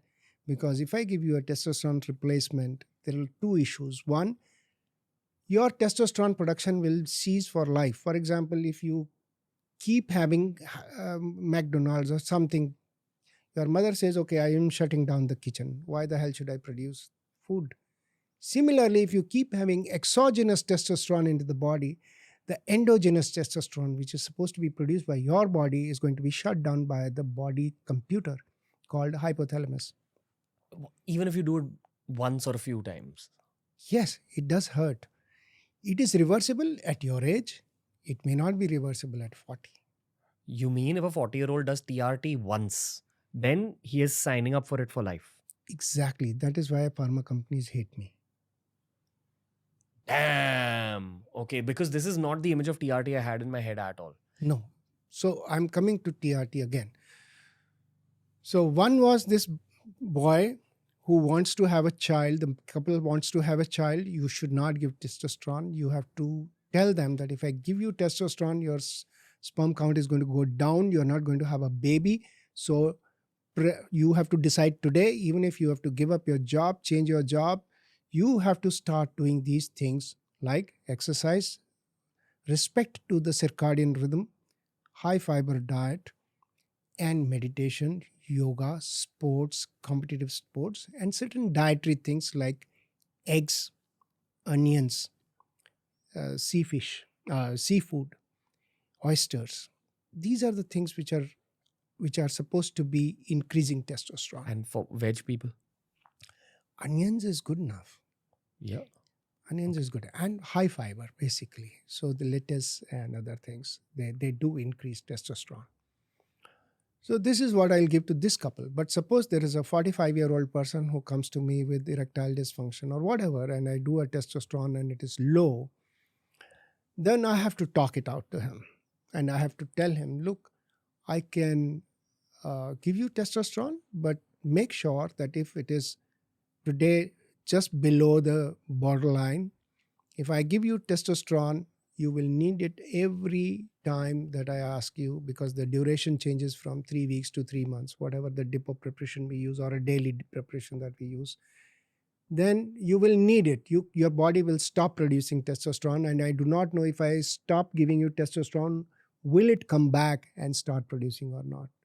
So in all probabilities, when I started testosterone, it is for a lifetime contract with the pharmaceutical agent. And per session, how much does it cost? So it is very different. There are gels, there are capsules, there are injections. Now, injections, there are certain injections which are short-lived injections. So there are pure testosterone. And you give a 100 milligram testosterone injection. It goes to supraphysiological levels. So I will explain what is a physiological level. Suppose there's a physiological window. The physiological window is between, say, 1200 nanograms to 300 nanograms. So testosterone between 1200 and 300 is what is the ideal for a human body. So if I give you a shot today, the testosterone shoots to 1400 ml. It hits very hard the hypothalamus. And hypothalamus goes into shock, stops producing luteinizing hormone, releasing hormone. Pituitary goes into shock, stops producing luteinizing hormone, and the testes gets atrophied. Your balls will shrink. That's right. Because you're shooting into the supraphysiological levels. So I don't like this, but a lot of people give it. This Why? is the easiest way. I'm sorry, I haven't taught anybody. No, but why are a lot of people giving it? To make money? No, I will come to that. But let me finish this Sure. part. You please ask that question. Sure. Why are they giving? So I need to choose a therapy that pushes the testosterone from, say, less than 300 to 400, 500, so that it is in the physiological range. It serves the purpose of the body and does not hit the hypothalamus so hard that it becomes irreversible. So capsules, gels, because they are small doses. And then there are certain depot preparations. So you have those injections. There are 3 milliliter injections given intramuscular once in 3 months, which is 12 weeks. So every 12 weeks, somebody has to take a shot.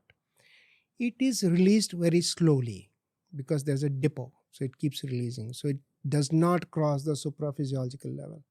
So if at all I need to give testosterone replacement, I will choose something which stays within the testosterone. The story of those shots that I talked about is somebody will come and say, I'm going for a weekend, so give me a shot. For a better erection. That's right. But unfortunately, that's not true. That's a placebo. So how does testosterone affect erections? So I'll give you an example. So you have a hand pump at home, and hand pump has some washers, and you need to service those parts, and you put oil to those parts. So that is the maintenance fluid for the hand pump. So you do it every Sunday. I was made to do that by my mother. So I used to oil my valves of the hand pump every Sunday. And then you stop doing it. So what happens? It still works. On Monday, it still works. It keeps on working till after 6 months, it breaks down because of lack of testosterone or the maintenance fluids. Similarly, the erections. Erections require a maintenance fluid called testosterone. So if you give testosterone today, it is not going to maintain it today. It is not Viagra, which is a different drug, which is supposed to be used for this. So you give a shot of testosterone, it does nothing to the erection. So for erection, that means if the erection is because of lack of testosterone, it will take that much time to recover if you give testosterone. So it is a maintenance fluid. So why people give testosterone like this is anybody's guess, but that is a kind of custom. A lot of people do it. A lot of people will go to the doctor and say, Friday evening, okay, give me a shot. I'm going to go out with my friend or something. But that is actually a disservice, because that shot is going to cause supraphysiological level of testosterone and going to hit the hypothalamus so hard that it is going to stop producing your endogenous testosterone. That is more about testosterone. Two questions from a consumer perspective. First question is the price, like for a good quality TRT therapy. Second question is, I'm assuming that this good quality TRT therapy is all about this art of reshuffling the hormones, which only a doctor like yourself would know. So never try doing TRT yourself as a baseline. Never. But even amongst medical professionals, how do you know which doctor is giving you the right kind of TRT? I am assuming the answer is experience. Yes, it is about, unfortunately, I try to tell everybody not to use as much TRT as is available, because of the single reason that if the single risk is that if I give TRT, your body stops producing TRT. Therefore, try to avoid as much as possible. Having said that, there will be situations where you will require it. The cheapest is an injection that you take once in 3 months. In the muscle. And that is maybe for 5,000 rupees in 3 months. Okay, that's pretty reasonable. That's not very bad. As compared to, there are certain capsules which you have to take morning, evening with a meal, or the gel every day. That actually seems to be turns out to be a little costlier than this. And those shots that I talked about, the simple plain testosterone, which are not dipper preparations, they would actually have a little less cost than this, but the risk is more because they shoot the physiological levels. Coming down to who should be giving it, yes, there are experts who should be giving it, but experts who understand that I'm giving it with, giving testosterone, TRT, starting TRT is 10% of treatment. 90% is education that I just talked about. Which is movement, exercise, food, circadian rhythm. I will refuse to give you testosterone next time if you don't do that. Damn. That's what I should do. Okay, the way my life is going, I take care of myself, all that. All these factors are taken. Do you think I'll need TRT at some point? No. Even when I'm 60? No.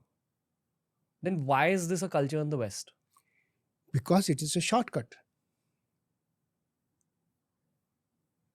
Because they're not taking care of their lifestyle. Because there is so much of industry pressure. I feel the pharma industry is much more active there than here. Yes. Right? Yes. Like they call it a pill-oriented culture. And I love Joe Rogan. Like he's my idol as a podcaster. If he's talking about something, it sits in my head in terms of this guy is like 50, 55 years old. He's talking so much about TRT, kuch to hoga. Now, here we have a doctor telling us that no, that's not how life should be. So, first of all, you've re-taught me something. So, thank you.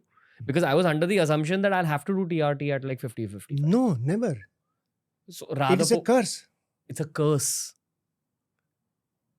I'm making a recurrent deposit scheme for myself. So, it's a pharma company. No.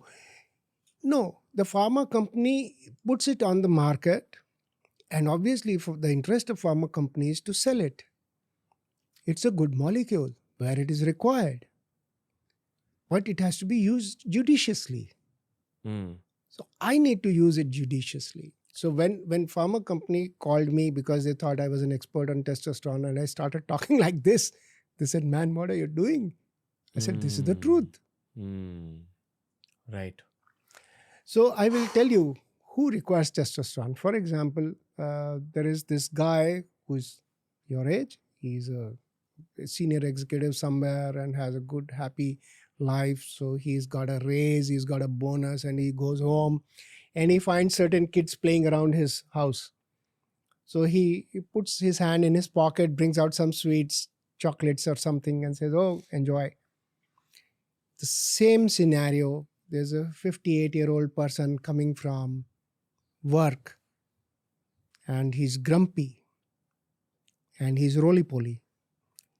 And he looks at those kids and says, "Oh my God, what the hell are you doing? Haven't you got any other place to play? It's only my house." Irritability. Irritability. So this guy is irritable. He's grumpy. He is the man perhaps who has to be evaluated for low testosterone. So why can't he just live with low testosterone? Will there be physiological problems later? Yes, there will be. So the cause and effect are related. So what caused the low testosterone is what we need to understand. So his lifestyle, he's not sleeping on time, he's got physical stress, mental stress, he's not doing enough physical stress, he's eating something which he shouldn't be eating because, that's how things are. So imagine a roly-poly guy moving like this and is barely able to breathe, he's overweight and he is irritable, he does not take, he is not able to handle stress, crisis. So mismanagement of crisis, cognitive disorder, that he forgets that, okay, did I lock my door or not, or where have I kept the key, or did I pick up my phone from my table or not, because he forgets. And he's not oriented. So he will say, okay, I think I was going towards the market. No, I was going towards the temple. So he's indecisive. So indecisiveness. Is it a way of saying that low testosterone levels are linked to early onset dementia? Exactly. So like So all these things happen. You lose your mind if you don't take care of your balls. Yes, exactly. And you'll take care of your balls by fixing your lifestyle and your body. Yes. So I will tell you, I've just given you a scenario where the person has lost his testosterone, and I'm talking about a boy now. So, there used to be a boy in our college who would go on a motorcycle with speed of 100 without a helmet. And we would be, oh my God, what a macho. And now my son says, I want to do it. I say, shut up, don't do it. So what is it? I've matured. He has testosterone. So cost of maturity is loss of testosterone. So these are related. You have to understand. So if I have that much of drive and testosterone, maybe I would also do something foolish like that. Gotcha. So again, bottom line is, for this whole testosterone conversation, take care of your body and your diet. Do the right things, which you guys already know. And maybe if you're dealing with certain symptoms that Sir spoke about in your 40s, 50s, or if you're dealing with legitimate biological erectile dysfunction, then you go to a urologist, you go to an andrologist who'll help you kind of balance out your testosterone levels. First and foremost through lifestyle, and then through therapy like TRT. Yes. Anything else you'd like to add as a bottom line? So the point is that if you don't use it, you will lose it. Fair. So keep using it. Okay. Now, another one of my questions. This is a whole new segment. I want to know about the prostate. What is it? What is its function? Why do so many old men all over the world have to get it removed? How much does it hurt to get it removed? How much does it hurt to get it checked? Give me like a 101 on all these things. So let us talk bit by bit.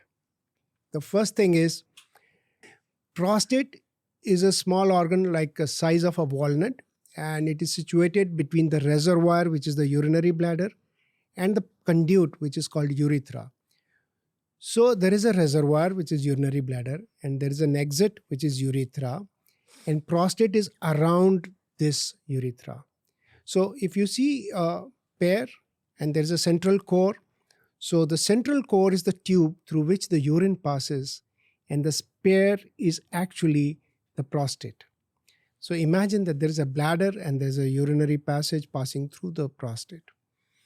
And the role of prostate is to produce semen. Now, semen is different from sperms. Sperms come from testes. Semen is the fluid in which the sperms thrive, because they need a medium to be carried do their work. So semen, the seminal fluid, which is maybe 2 to 5 milliliter every ejaculate, is being produced by glands within the prostate. Swimming pool water. That's right. That is the medium through which the sperms move. So it is controlled by testosterone. It's a male organ, so it is controlled by testosterone. And slowly over the period, over the fourth decade or so, there are changes in the hormones.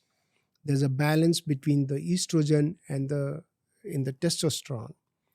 That ratio slowly starts changing as you start accumulating fat and the peripheral aromatase comes into picture, and something goes wrong with the proliferation of cells within the prostate, and it starts proliferating. And imagine there is a kind of an organ through which the urinary passage is passing, and this organ decides to increase in size. So if it increases in size, there are two options. If the outer shell is elastic, it will expand like this. If the outer shell is tight, it will compress the passage. So it hurts while peeing. No. So the person has frequent desire to pass urine. He has urgency, so that when he is sitting here, he has a desire to pass urine. Before he reaches the washroom, he leaks. Oh my God. Then he reaches there, he starts to pass urine, and he realizes he is not able to start the stream. Even after some time, when he starts the stream, he takes longer to evacuate. Towards the end, it is a dribble. He keeps waiting. He then gets up and zips his sample. He is trying to come back. He has again a desire to pass urine, so he goes back again. So there is a sense of incomplete evacuation. So there's a frequency, urgency, prolonged stream, delayed stream, broken stream, and sense of incomplete evacuation. Does this happen to all guys? No, fortunately not. Why does it happen to so many though? Yeah, so there is some familial transmission of this. So all men will have some, we call it benign hyperplasia of prostate, or BPH. So all men beyond 40 years of age will have some BPH changes. If you do autopsy of these men, you'll find that histologically or under microscope, you look at those tissues, there will be BPH. But that is histological BPH. That is not clinical BPH, means it does not give symptoms. So not all people who have an enlarged prostate will get symptoms. For example, what is histological? Histological means what we see under the microscope. Okay. Which is not available to the naked eye. That's right. And or feelings. Yes. So That's you don't know, but that is autopsy. So for example, there are patients who will come to us with a prostate gland. Normal prostate gland is 20 grams.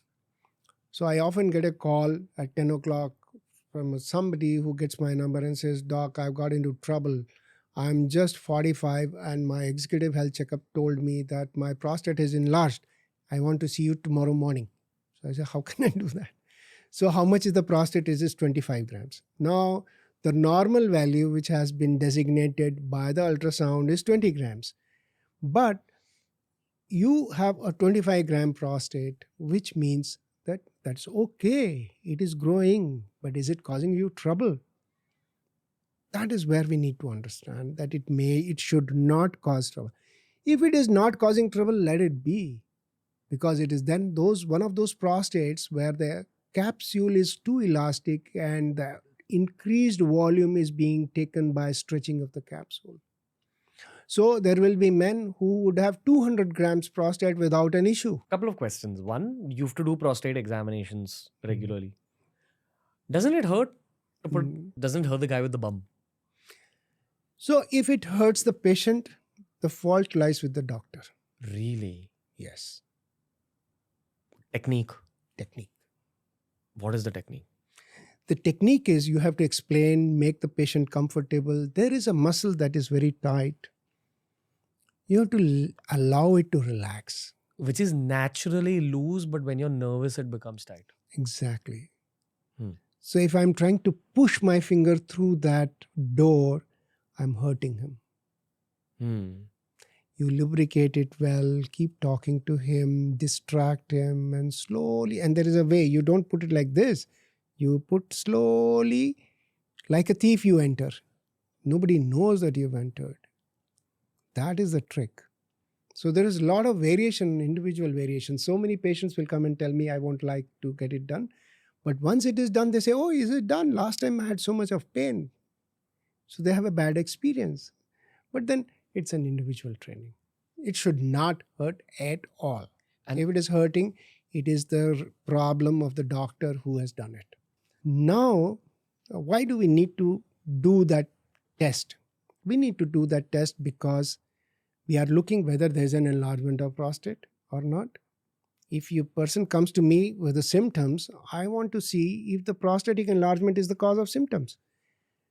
So I do that examination. But today we have ultrasounds. So I simply ask for ultrasound. Ultrasound gives me not only the weight, volume, also gives me the shape. And then I know, okay, and the effect of prostatic obstruction on the bladder, trabeculations or cystitis, whatever they call it. So you have ultrasound which can tell you that yes, prostate is enlarged. Then why do you need to put in a finger? Why does one need to put in a finger? One was to ascertain that the prostate is enlarged, which we do now with ultrasound. The second was to exclude cancer.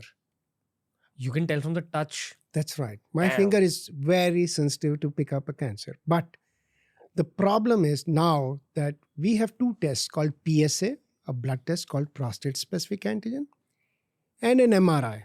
So if a person comes to me with a normal PSA, I don't have to do a rectal examination to say that you have cancer or not because the PSA is normal.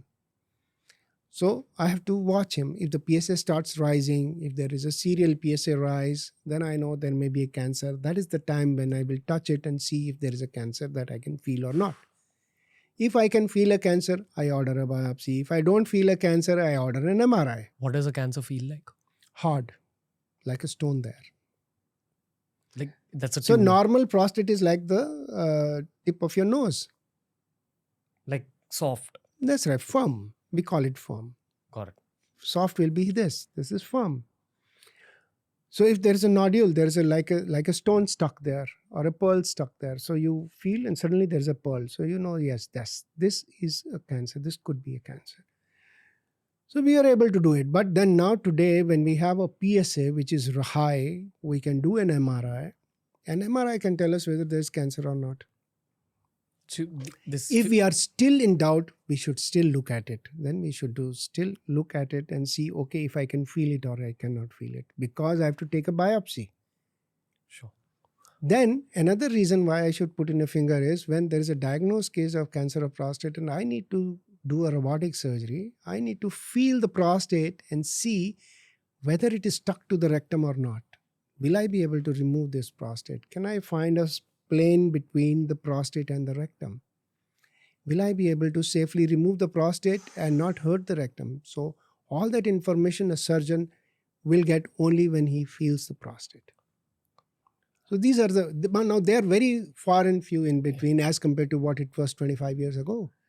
Sometimes in the middle of recording an episode as heavy as this, I just know that it's time to stop this particular episode. This is one of those moments. Because this is a lot of dense information. And I think this particular episode was simply about like lifestyle factors, testosterone, common problems like this performance anxiety situation and understanding the penis a little bit more, understanding a man's manhood a little bit more. First of all, thank you, sir. Very educative. But secondly, we have to talk a lot more. So we will be back very soon, guys. I'm sorry I'm ending the episode here. I just wanted you guys to get basic education here. And in the next episode, we'll talk about robotic surgery, different kinds of surgeries related to man's genitalia. Yes. But I hope you had fun on this first recording. Of course. It's always a pleasure. Do you think we were able to convey some important education? Yes, important because I stress that testosterone replacement shouldn't be done. Wow, that's your bottom line from this whole episode. And shouldn't be used injudiciously like, weekend injection or something like that because that's going to hurt. Gotcha. And of course, regarding the erectile dysfunction, the partner plays a lot of role. Like, there are shortcuts like putting an implant or giving Viagra, but the most important thing is to get the person at ease. Yeah. I think so. Most of this episode was just about the natural state of the penis. We'll talk about alterations and all that in the next one. Tailoring. There is a tailoring angle. So those ads on porn sites are real. Like you can do certain procedures. They are not good. They're not good. They're not More good. on this in the next one. They're not Stay good. tuned, everybody. This was only part 1 of our epic conversation with Dr. RT. Part 2 is a lot more about penis related surgeries and more extended versions of the same topics we spoke about in this particular episode. So make sure you watch out for part 2. And until then, make sure you check out all the other medical and health oriented podcasts that we've been releasing on TRS very recently. We're all about unleashing that biology onto the audiences. Thank you for supporting. Thank you for listening in. TRS and the whole team will be back very, very soon.